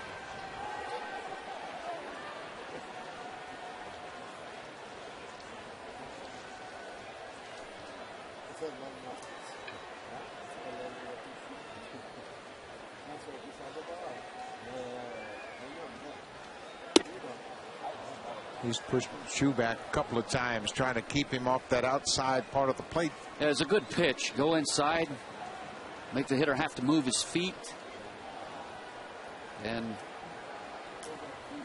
does sometimes a pitcher, especially a pitcher like Sean Markham, will do that intentionally. Make sure you miss way off the plate so that you can go back away. It buys that outer third back for you. A ball on the strike, 2 outs, runner at first base. She fights it off inside. Talk about what that does to you as a hitter when you have to move your feet in the batter's box. Well, it's just the fact that the ball was inside hard. And you know, as a hitter, at least you would think in this situation, lefty versus Markham, you're looking out there on that outer third. That's where you're looking for the ball. And if the ball's in, now it makes you a little bit conscious in there. Then he doubled up on him. Came back with a fastball in on his hands. Now he's really, unless a hitter has a lot of discipline, it's going to speed you up, and you're real susceptible to something away from you, especially soft. There it is. Very soft. 2 strikes out. Number 9 for Sean Markham. He is totally in the driver's seat. Great changeup.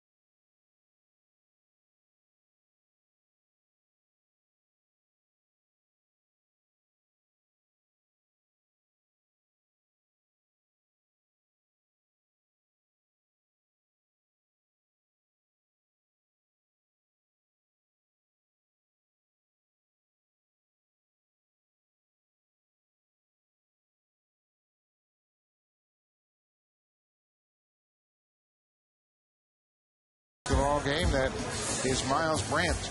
He's a guest of Aaron Hill here today in this great opportunity to get up close. We met Miles before the ball game. Aaron came around and introduced Miles to everybody. And we're happy that you're here tonight.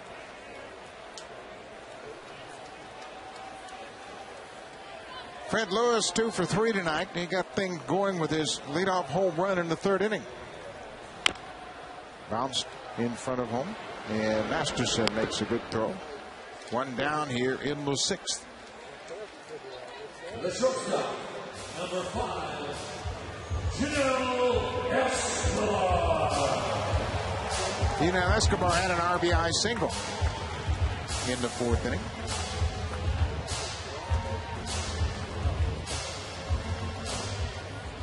Yeah, Aaron Hill introduced Miles to us and says, yeah, he told me that I'm his favorite player and he's just here to see me, but he said I'm going to introduce him around just in case. Yeah, he got a chance to come around batting practice. He'll be around all weekend long, and hopefully we'll get a chance to visit again with Miles. Got a great seat. I'm sure Miles will have a question for Aaron Hill tomorrow. What happened to your shoe? Better yet, why don't you ask Aaron tomorrow? Say, make sure you tie your shoes before you go out there and play defense. 2 balls and a strike to Yunel Escobar. I don't think I've ever seen that before. No, he was totally under control, and his shoe just popped off. Bouncing ball into center field. Base hit for Escobar. Jose Bautista, the grand slam home run back in the 4th. Number 19, Jose Bautista.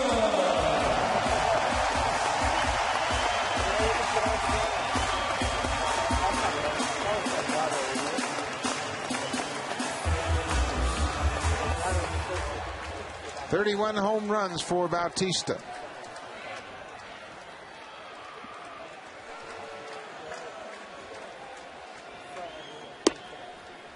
Ranchi made a point about Bautista seeing the ball very well, and anything that's borderline, he's had the ability to lay off.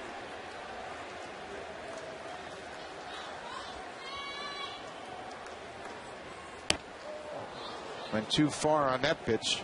Well, as hitters, we've all talked about it many, many times, and you and I have had this conversation. When you can force a pitcher to get you out in the strike zone, you're a much tougher out.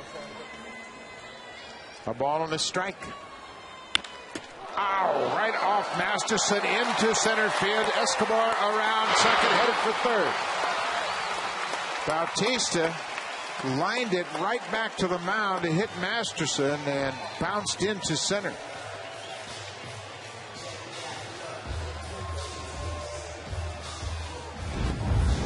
Like a breaking ball that was hit very hard and right off what looked like his right foot.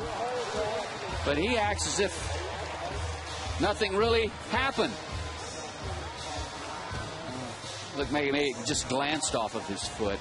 Didn't catch him solid. Escobar going 1st to 3rd once he saw that ball bounce into the outfield. Tim Belcher, the pitching coach, out quickly. Let's check in with Sam Cosentino. Well, Bucky, go back to that series June 28th to July 1st. In 4 games, the Blue Jays played 36 innings. They had 25 hits and 7 runs scored without a home run the entire series. Here tonight, through 5 1/3, they've already equaled that total with 7 runs, have more than half of those hits with 13, and have belted 2 home runs. Quite a different story for the Blue Jays hitters tonight. And the same for Masterson. He had a great start last time out. Justin Hermano is loosening up.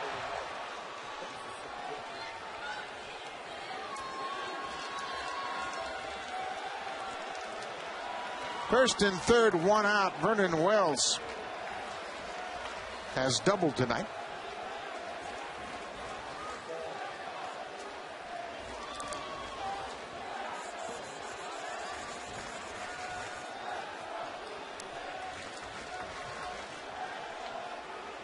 Well, he's got something in his eye, and now the umpire is giving him a chance to clear his vision.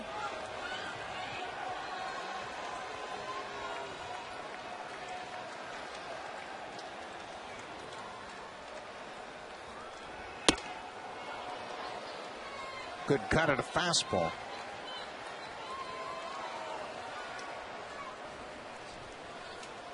Bautista's average now with 2 hits up over 260.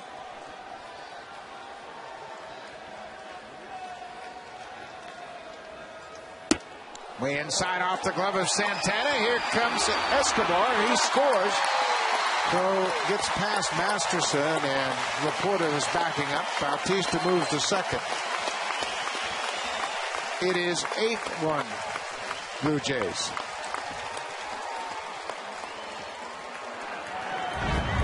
Fastball that's well in off the plate and off the glove of Santana. Great effort by Santana. Masterson covering the plate, but Escobar with a great read and jump off of third base, able to score easily. Well, that's always a little bit scary for if you're the manager of the Indians. Anytime a pitcher covering the plate can get tangled up with a base runner and get hurt.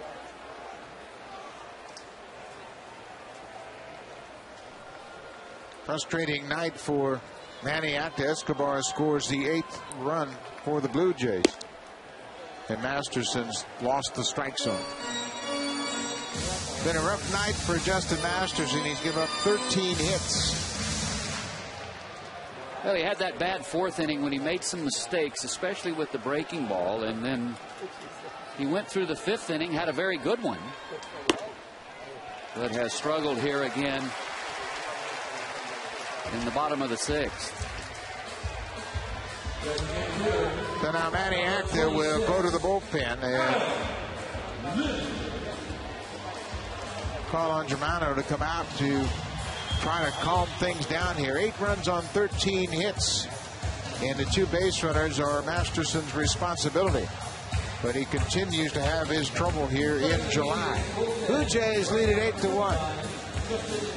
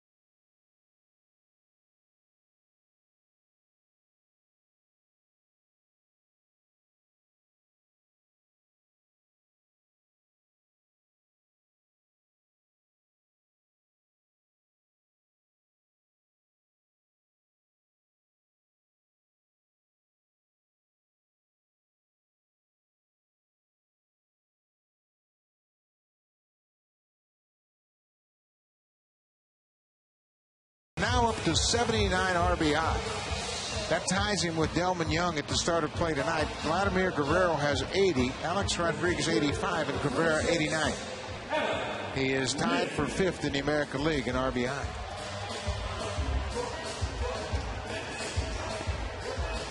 Justin Masterson had a tough outing here tonight. He has given up 13 hits so far, 8 runs. Justin Germano comes out of the Indians bullpen, makes his season debut. He was at AAA Columbus, appeared in 17 games in the minors. Then lifts a high fly ball to left field, Kern over near the warning track, but he's got plenty of room and makes the catch. Germano picks up the second out of the inning.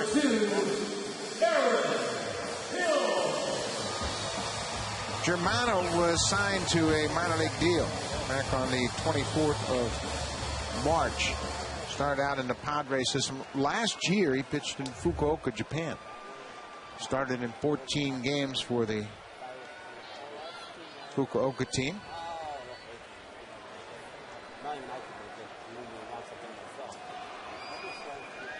Two outs. Aaron Hill. It's a strike.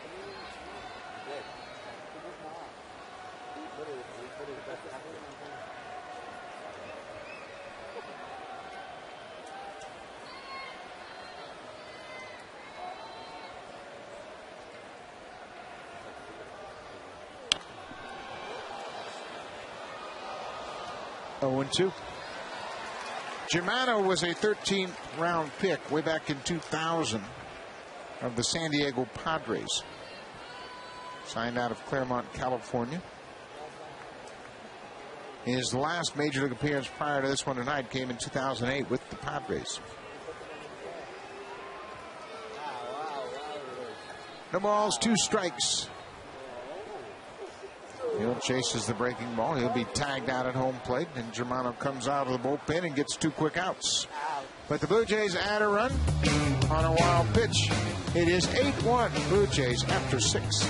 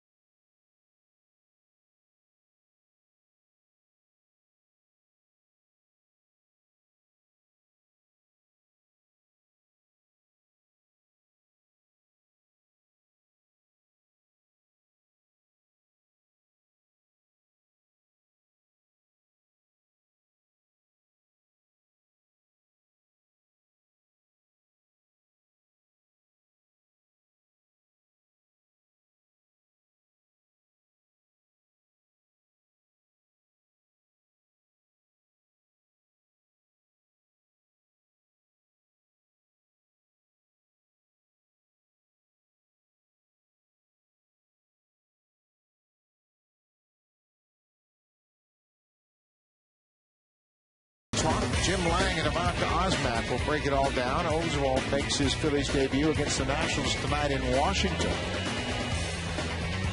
He was knocked out after 6 innings, gave up 4 earned runs, and Roy Oswalt, the biggest trade so far in the trade deadline season. More to come, I'm sure. Didn't find out all about that on Connected right after the ball game.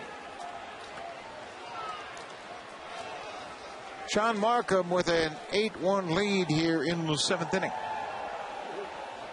He has established a new strikeout high for the season with 9 strikeouts so far.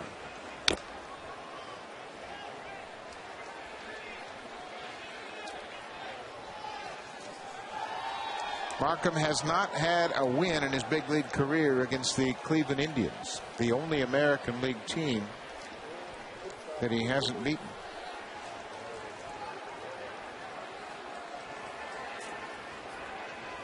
Well, he is well on his way to changing that here tonight, unless something out of the norm happens.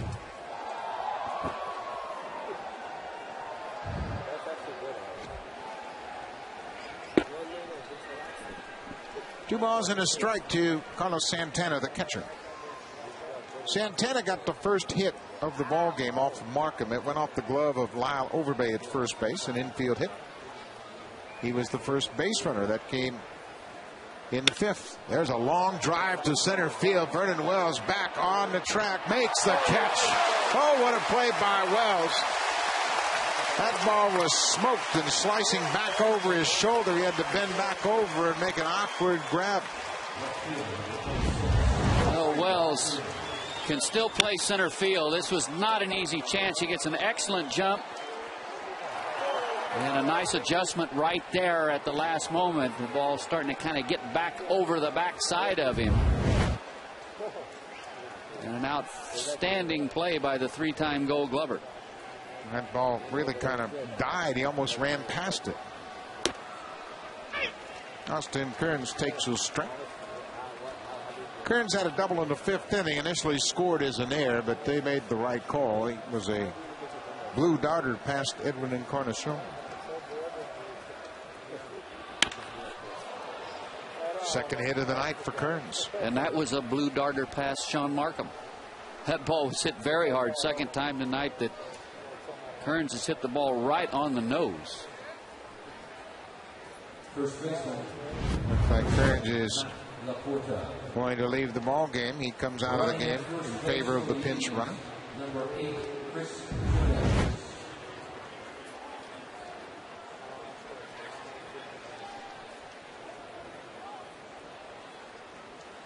Pinch runner coming off the bench is Chris Jimenez. He is a catcher. Yeah, will take over as Kearns gets the rest of the night off. Austin Kearns had a 2-hit night.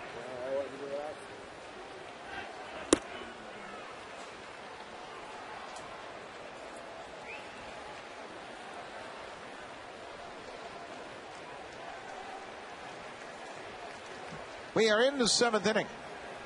Blue Jays well out in front, 8-1. Sean Markham has allowed just 1 run on 3 hits.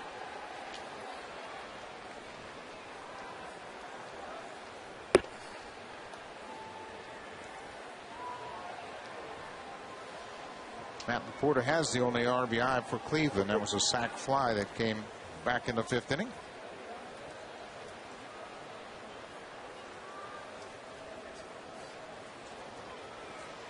This first game of a 3-game weekend series.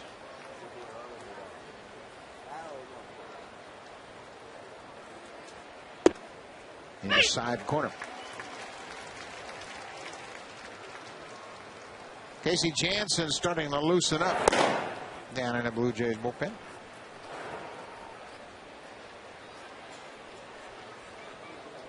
Blue Jays won the first 3 games against Cleveland this year, and then they made a second trip into Cleveland and lost 4 straight. Off the plate inside.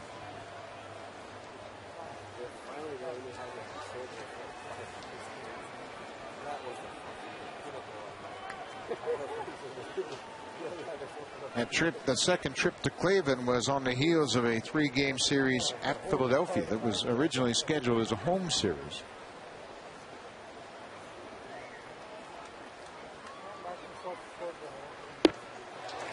Porter swings right through that pitch. You don't see that very often from Sean Markham. Of course, with his command, he doesn't have to do so very often, and that is 3-1 in a 8-1 ball game. Just challenged the hitter with a fastball, and he throws it right by Laporta. It'll be a full count pitch to Matt Laporta. 1 out, 1 on.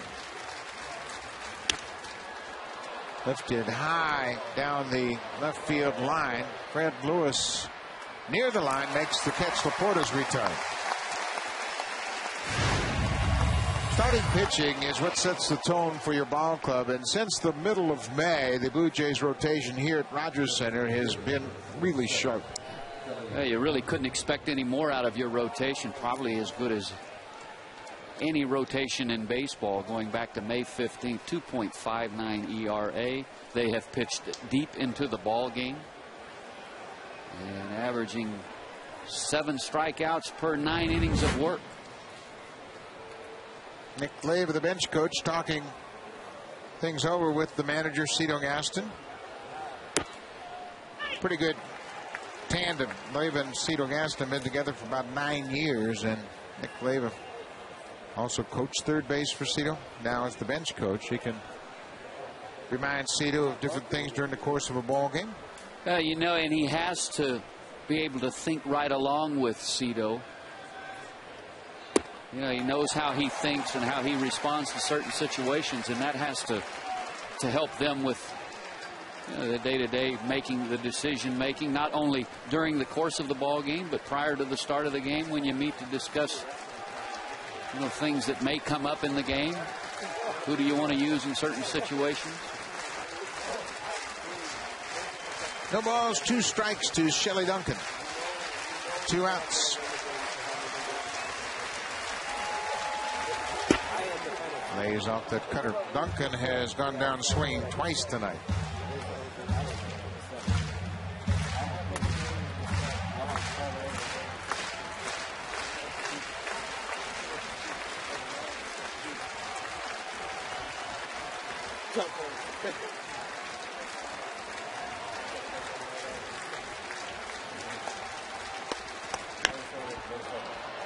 Foul. Yeah, what was it that you needed most out of your bench coach? 20-game winner. Okay. All right. That would help me a lot. Fair enough.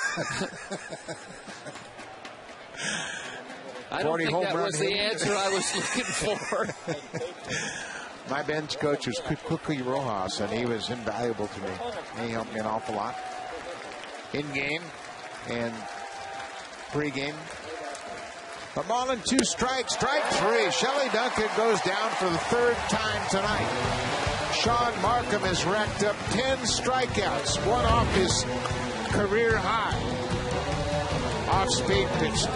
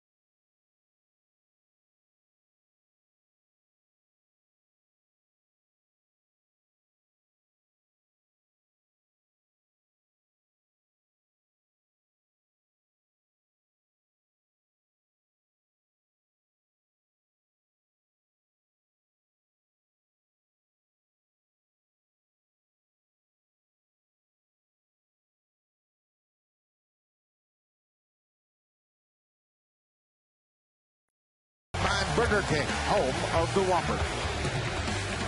Well, the play of the ball game tonight in the 4th inning with the Jays up 3-0 at this point with the bases loaded. Jose Bautista with his 31st home run of the year, which was a grand slam to put the Jays up 7-0 at the time. Visit BlueJays.com/Burger King to register for a chance to win prizes with the Burger King Super Fan Contest. And if you're not a fan of Jose Bautista's, you're not paying attention. Chris Jimenez stays in the game and takes over defensively in left field. He came on to pinch run for Austin Kearns.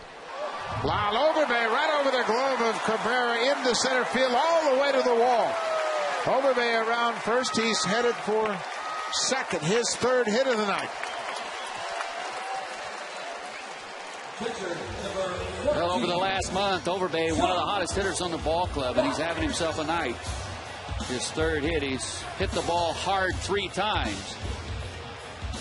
Single to left, single to center, and now has doubled hard into left center. Boy, that is a patented Lyle Overbay double. A line drive to the wall in left center. Number 22 on the season for Overbay.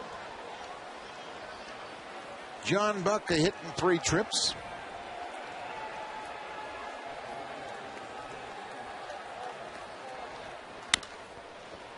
Jumps on the first pitch, but pulls it foul.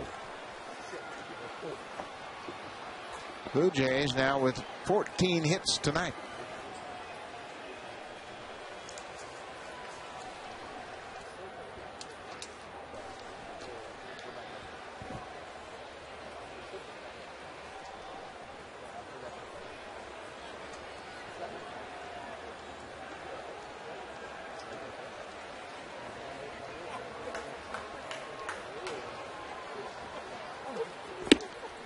Buck plays off a high fastball, a ball and strike. You know, thinking ahead down the road in August and in particular September, if you are a team that has a chance to get into the postseason and you're going to have to play these Jays, it's not a ball club you're going to look forward to playing. That's a great point. When you think about how the Blue Jays hit home runs, Cito Gaston's team is playing with an awful lot of confidence, and they've got a lot of proof to a lot of people. There were a lot of doubters about this ball club and this particular roster and how they would hold up. Many people thought this might be a 100-loss ball club. I never thought that was even close. Well, I agree. I didn't either, but I picked them to, maybe 77 and 85 if everything broke just right, depending on how some of these young players, especially pitchers, developed out over the course of the season. Maybe play 500. They most certainly have a chance to be better than that.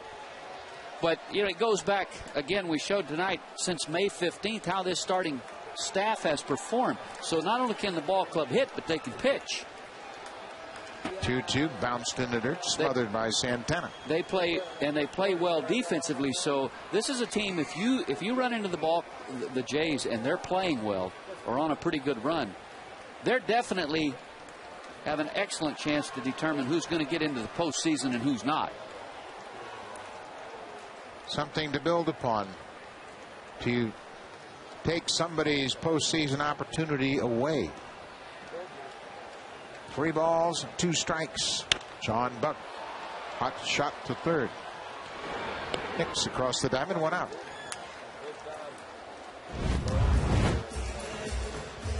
Sean Markham, 10 strikeouts here tonight, gets a handshake from the skipper. What a line. 7 innings, 3 hits, no walks, 10 strikeouts, 106 pitches. That's efficient. Didn't walk a hitter and was really in complete control the entire evening.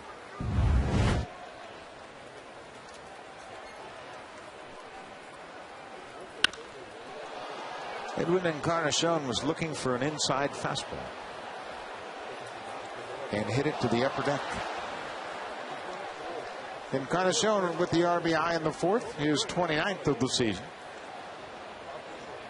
Well, he's brought that batting average quite a ways since he was sent to AAA to try to find his stroke. He's most certainly done that since he's returned to the ball club. He swung the bat very well. Inside off the plate. A ball and a strike. The Blue Jays, as we mentioned, 14 hits again tonight. They have now had double-digit hits in 14 of the last 23 games. That's an aspect of this team that has to get better. The ability to get hits, not just home runs, but get base hits. Another foul shot down the left field line. Well, there's no question that if you're gonna really go on a run or get on a hot streak, you have to be able to get the big base hits with the runners in scoring position, not necessarily hit the ball out of the ballpark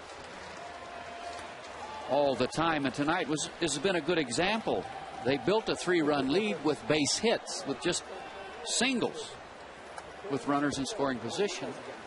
A ball and 2 strikes. Check swing, tap foul. And then you get the big home run from Bautista, which basically, unless something unforeseen happens, puts you in complete control of the ball game and sets you up to win. 2 more home runs tonight. The Blue Jays have hit 157 home runs, but they are second from last in batting average. Seattle is the only club that has a lower batting average than the Blue Jays. Good curve ball. Encarnacion goes down swinging.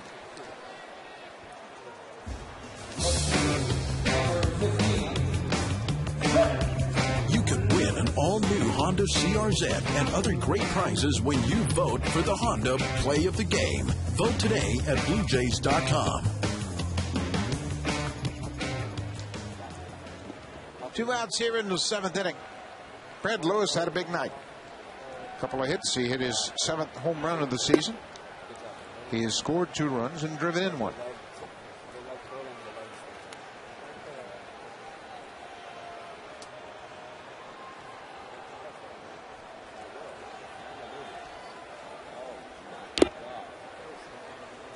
Off speed pitch. Lewis chased.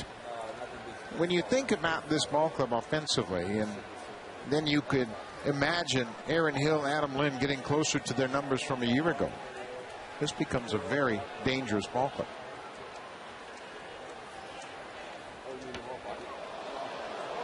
Fred Lewis gets hit by that pitch inside.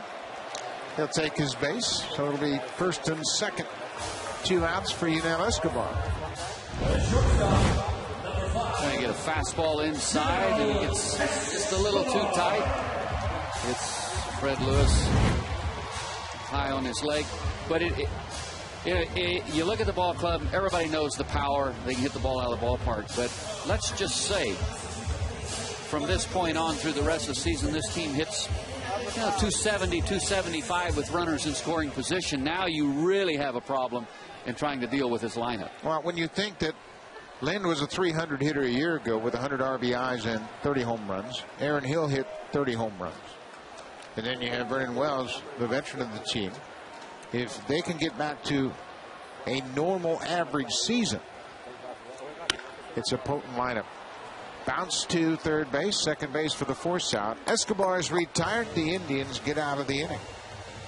Blue Jays will strand a couple of base runners. Casey Jansen will come on to work the 8th inning.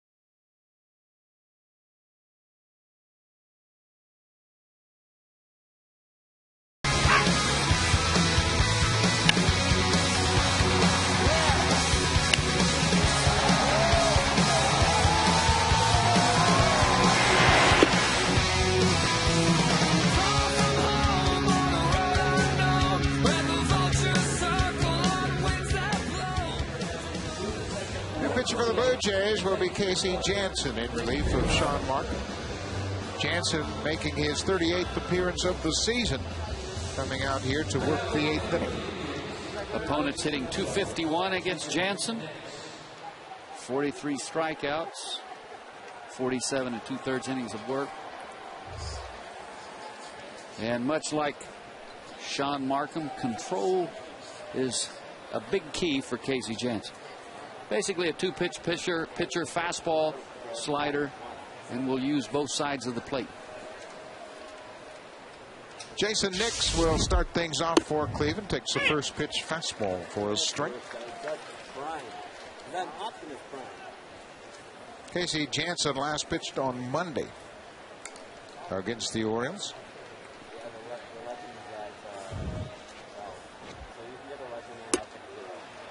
Good breaking ball. 0-2.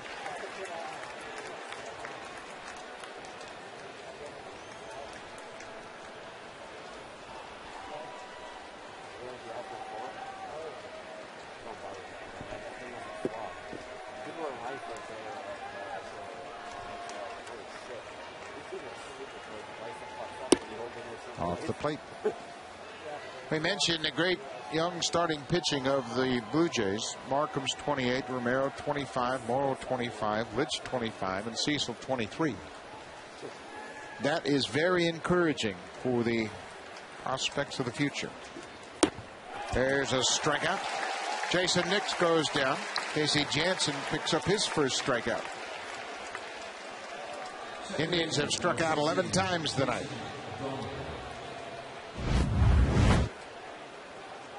Look at the strikeout, a good hard slider.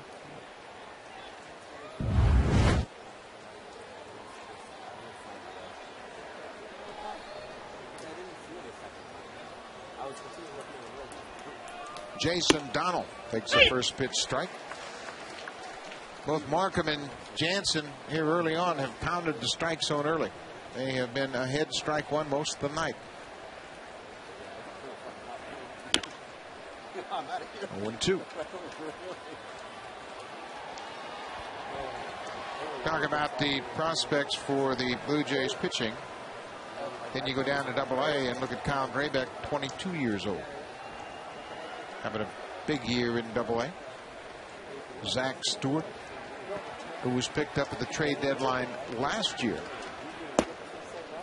pitching very well at Double-A as well. Robert Ray, Triple-A. Mark Sevchinski, 24, Triple-A.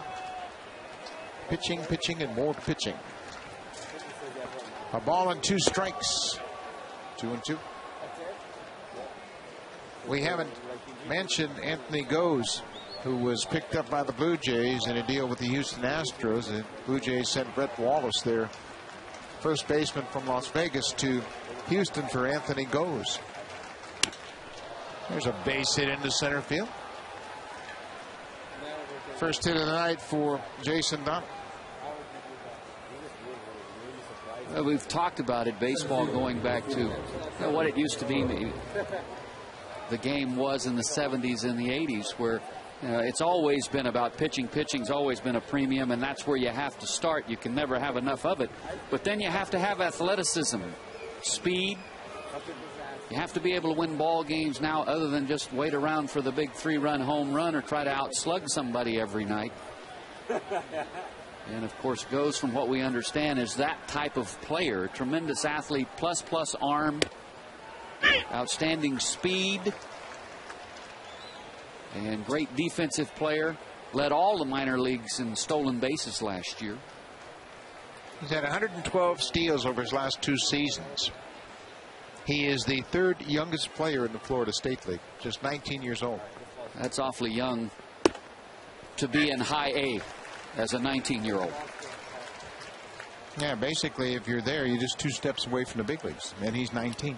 He's got a lot of work to do, don't get me wrong, but another athlete into the organization. I mean, you've seen what Fred Lewis' presence has done to the big league club with his speed. 0-2. And Fred Lewis is not a burner. And Anthony Goes is close to being a burner. 3.9 to first. Good speed, only going to get stronger. But Fred Lewis, his athleticism has changed the makeup of this ball club. Not to mention it freed up Jose Bautista. Jammed on the ground to third. Encarnacion. And Overbay can't dig it out of the dirt. Let's check in with Sam Cosentino. Well, Buck, the Blue Jays had a conference call with Goes before today's game just to try and a little meet and greet session. It was revealed at that time that in a former life he was a pitcher, once clocked at 96 miles per hour, but made it very clear to everyone that he wants to remain an outfielder. The other concern about Goes is the fact that he's been caught stealing 27 times this year. He says he's making mechanical adjustments and tried to pick the brain of Jimmy Rollins while with Philadelphia and trying to carry that some of that over now with Dunedin now in the Blue Jays organization. That's a great point, but Anthony Goes is not going to be a pitcher. He's going to be a center fielder, and with that kind of speed, you can teach technique. And he's just a little overly aggressive, and that's resulted in his been thrown out 27 times this year. We understand that he's Little flare down the left field line, but that's foul. That on a number of occasions he's been picked off, which of course goes as a caught stealing. And that's okay. I would like to see him aggressive. I like that approach, and he'll figure it out. And probably means that he also gives away a lot of at-bats because he's, chasing bad pitches, getting himself out because he's aggressive. Just needs to learn to throttle it back just a little bit. Asdrubal Cabrera, another foul ball. 0-2. When you're in high A ball, you're matched up for the most part every night. He's facing guys that are 22, 23, in some cases 24 years old that have a lot more experience than he does.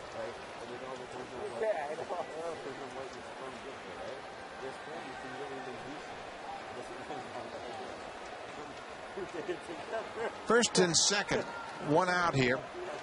Top of the 8th inning.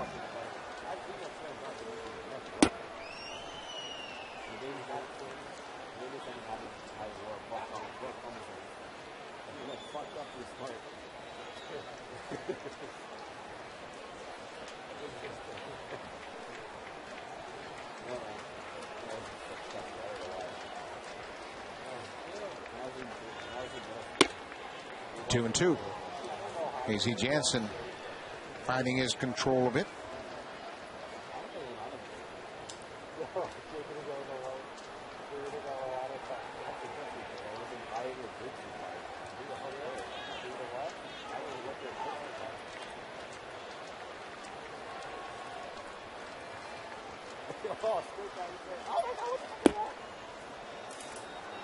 Full count. One out here in the 8th inning. Blue Jays lead it by 7.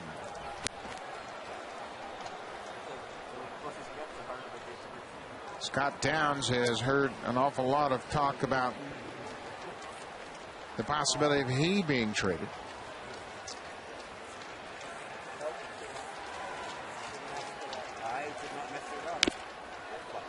And there are so many rumors and so many different media outlets that are carrying all kinds of trade rumors and trade discussions, and yeah, there are a lot of conversations going on, but you just don't know how valid those conversations are. I mean, they could entail conversations such as, would you consider trading anybody? Scott Downs, John Buck? Sure, we'll consider it.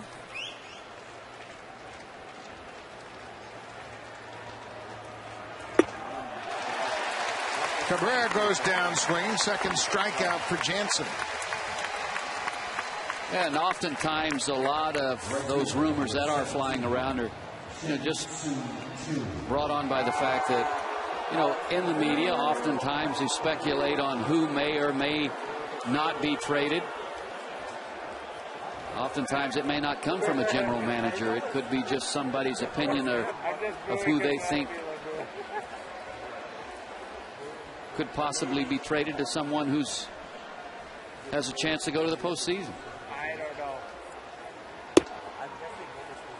Everybody's trying to improve their ball club. When you look at the standing, there are a lot of teams, especially in the National League, that are still within 5.5 games of the wild card.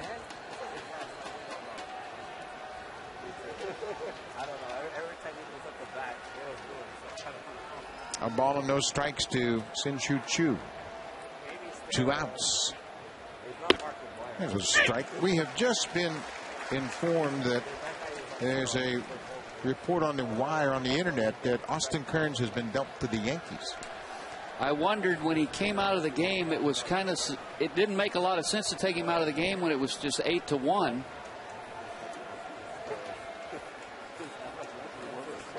A ball on the strike. Well, you never know. In a game like 8-1, you can look at it a couple of ways. A veteran player got him on the artificial surface, get him off the legs for half a game, but apparently Manny Actor was told that Kearns has been dealt, and as soon as you have that kind of information, you got to take him out of the game. We have seen that happen a few times.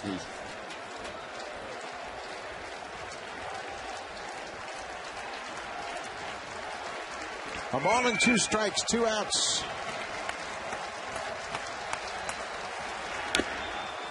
Chu stays alive. There's a report also floating around in several different outlets that Lance Berkman of the Astros is headed to the New York Yankees. And sometimes when a player or a pitcher would otherwise start a ball game doesn't start, you wonder once in a while too if maybe there's something going on. They're close to making a deal and they don't want to run the risk of an injury, so they don't start a player. Yeah, you keep him out of action and hope that that trade comes through. Chu knocked down by Hill, recovers in time to make the play at first. Good play by Aaron Hill, saves a run for Casey Jansen. He has made a couple of good plays tonight, but this time he throws out Chu at first. Knocks it down, gets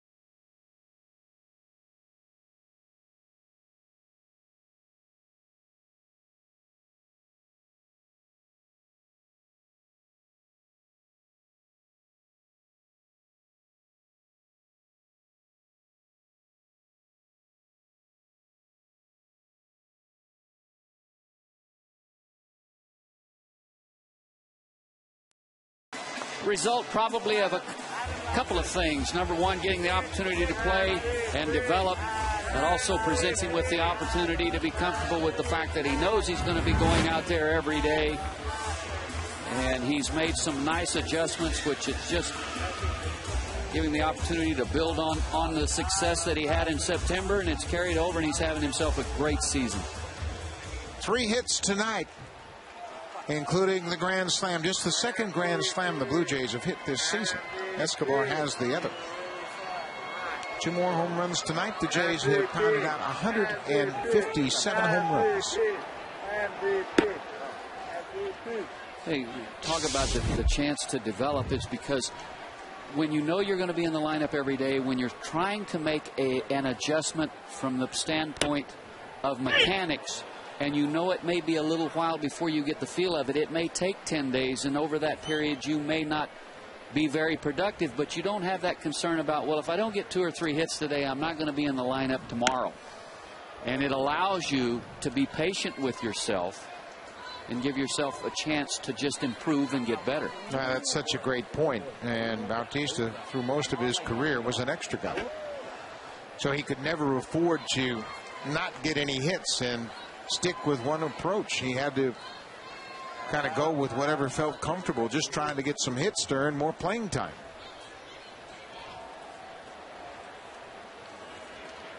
Two balls, 2 strikes. Way off the plate, full count. And Bautista has done a great job of strike recognition. He has his walks. He had another walk here tonight. Second walk of the night. He's been on base 5 times. He has had a good year against Cleveland.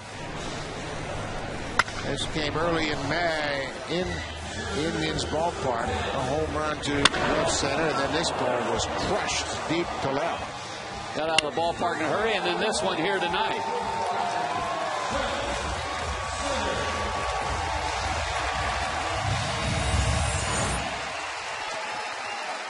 Bautista earned the rest of the night off.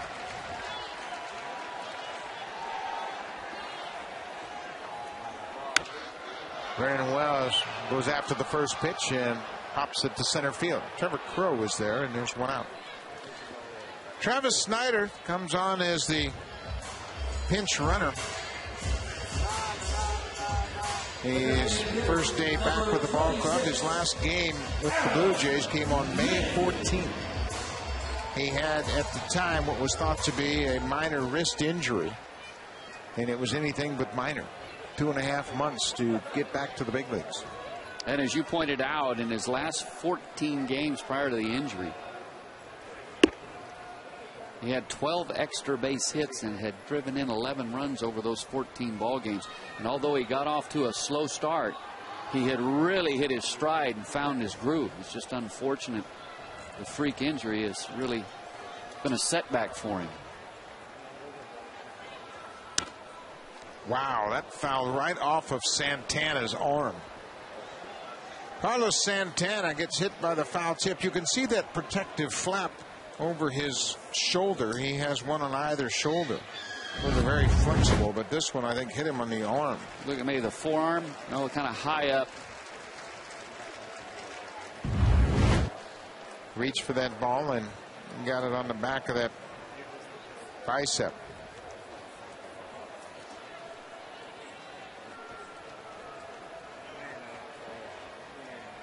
I'm sure it left a mark.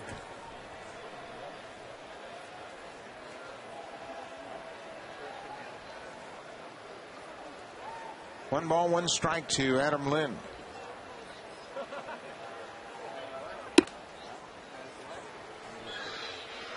Lind is lined out twice tonight.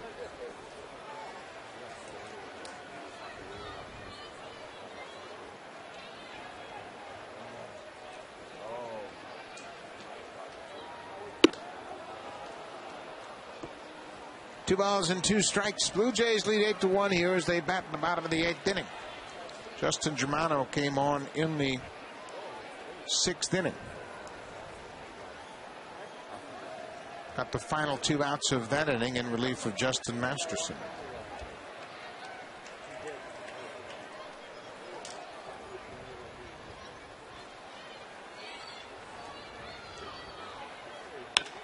Breaking ball lifted to left field.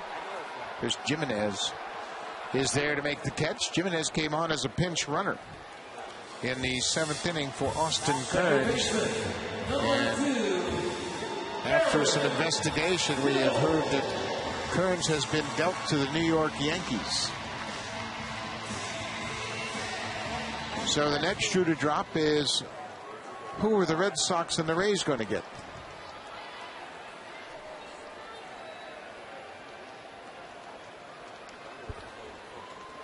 Aaron Hill with 2 outs takes the first pitch strike.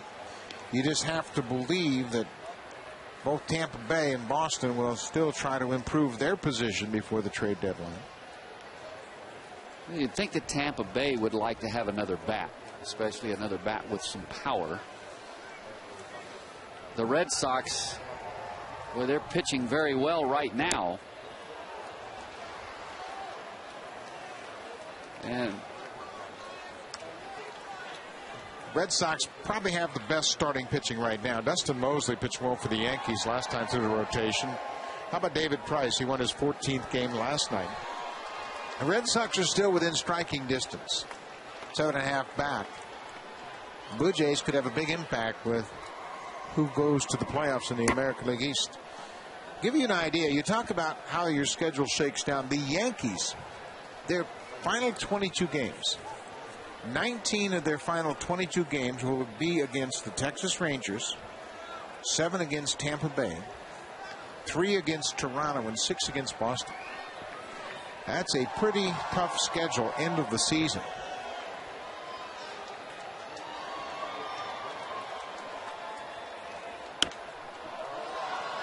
The Texas Rangers with Cliff Lee now, C.J. Wilson, Tommy Hunter, back into their bullpen with Neftali Feliz.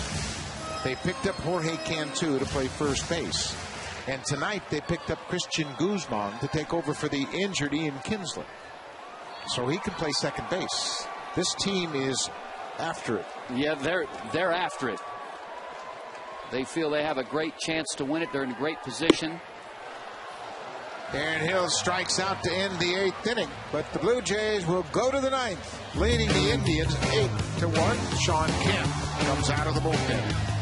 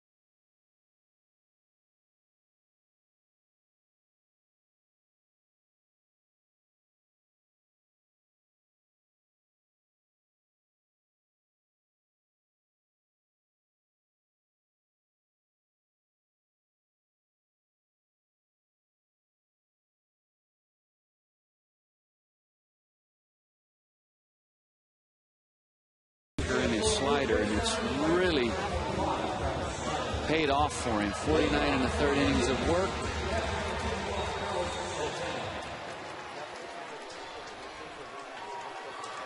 Travis Snyder takes over defensively in right field after pinch running for Jose Bautista.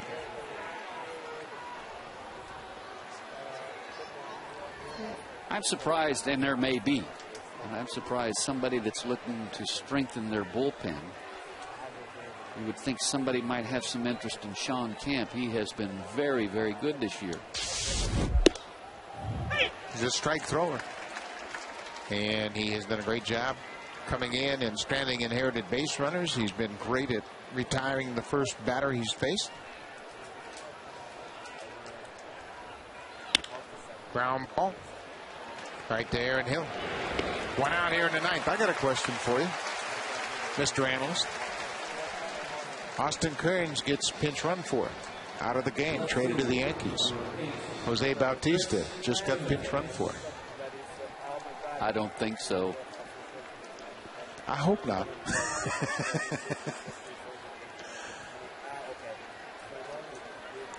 I think he was just a little leg weary. He was on base 5 times. Well, he does have a knee that has bothered him just a little bit lately, and Cito Gaston with the opportunity to get him out of the game, give him a couple innings off, or at least here at the top of the 9th where he doesn't have to go out there on the turf.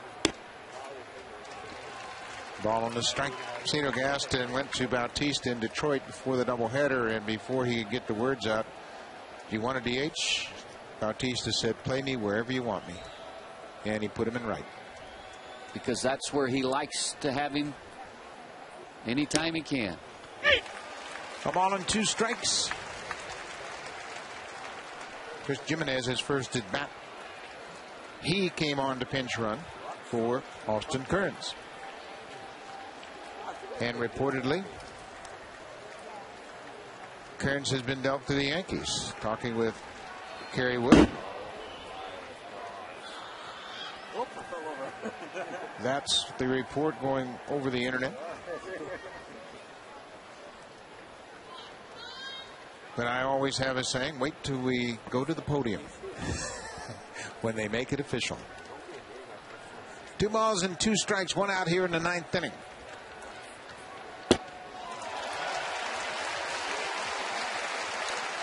Jimenez goes down. 12 times the Indians have struck out tonight.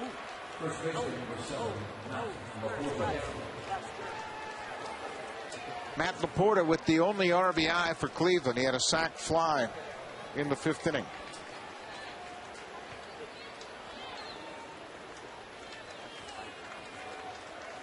Indians held to 1 run on 5 hits.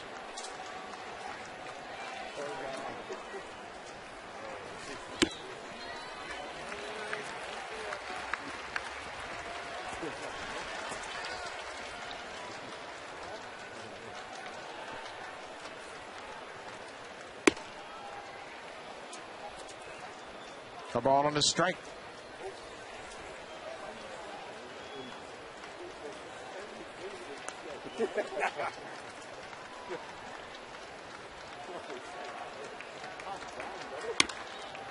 Fly ball deep center field, but Vernon Wells has plenty of room. He makes the catch. The Blue Jays win it. 8-1 in the opener. Jose Bautista goes deep. His 31st home run was a grand slam that came in part of a 6-run 4th inning. Bautista had 3 hits. Overbay had 3 hits. Big night for the Blue Jays. Stay tuned for Connected. Jim Lang of Anka Osmat will break it all down.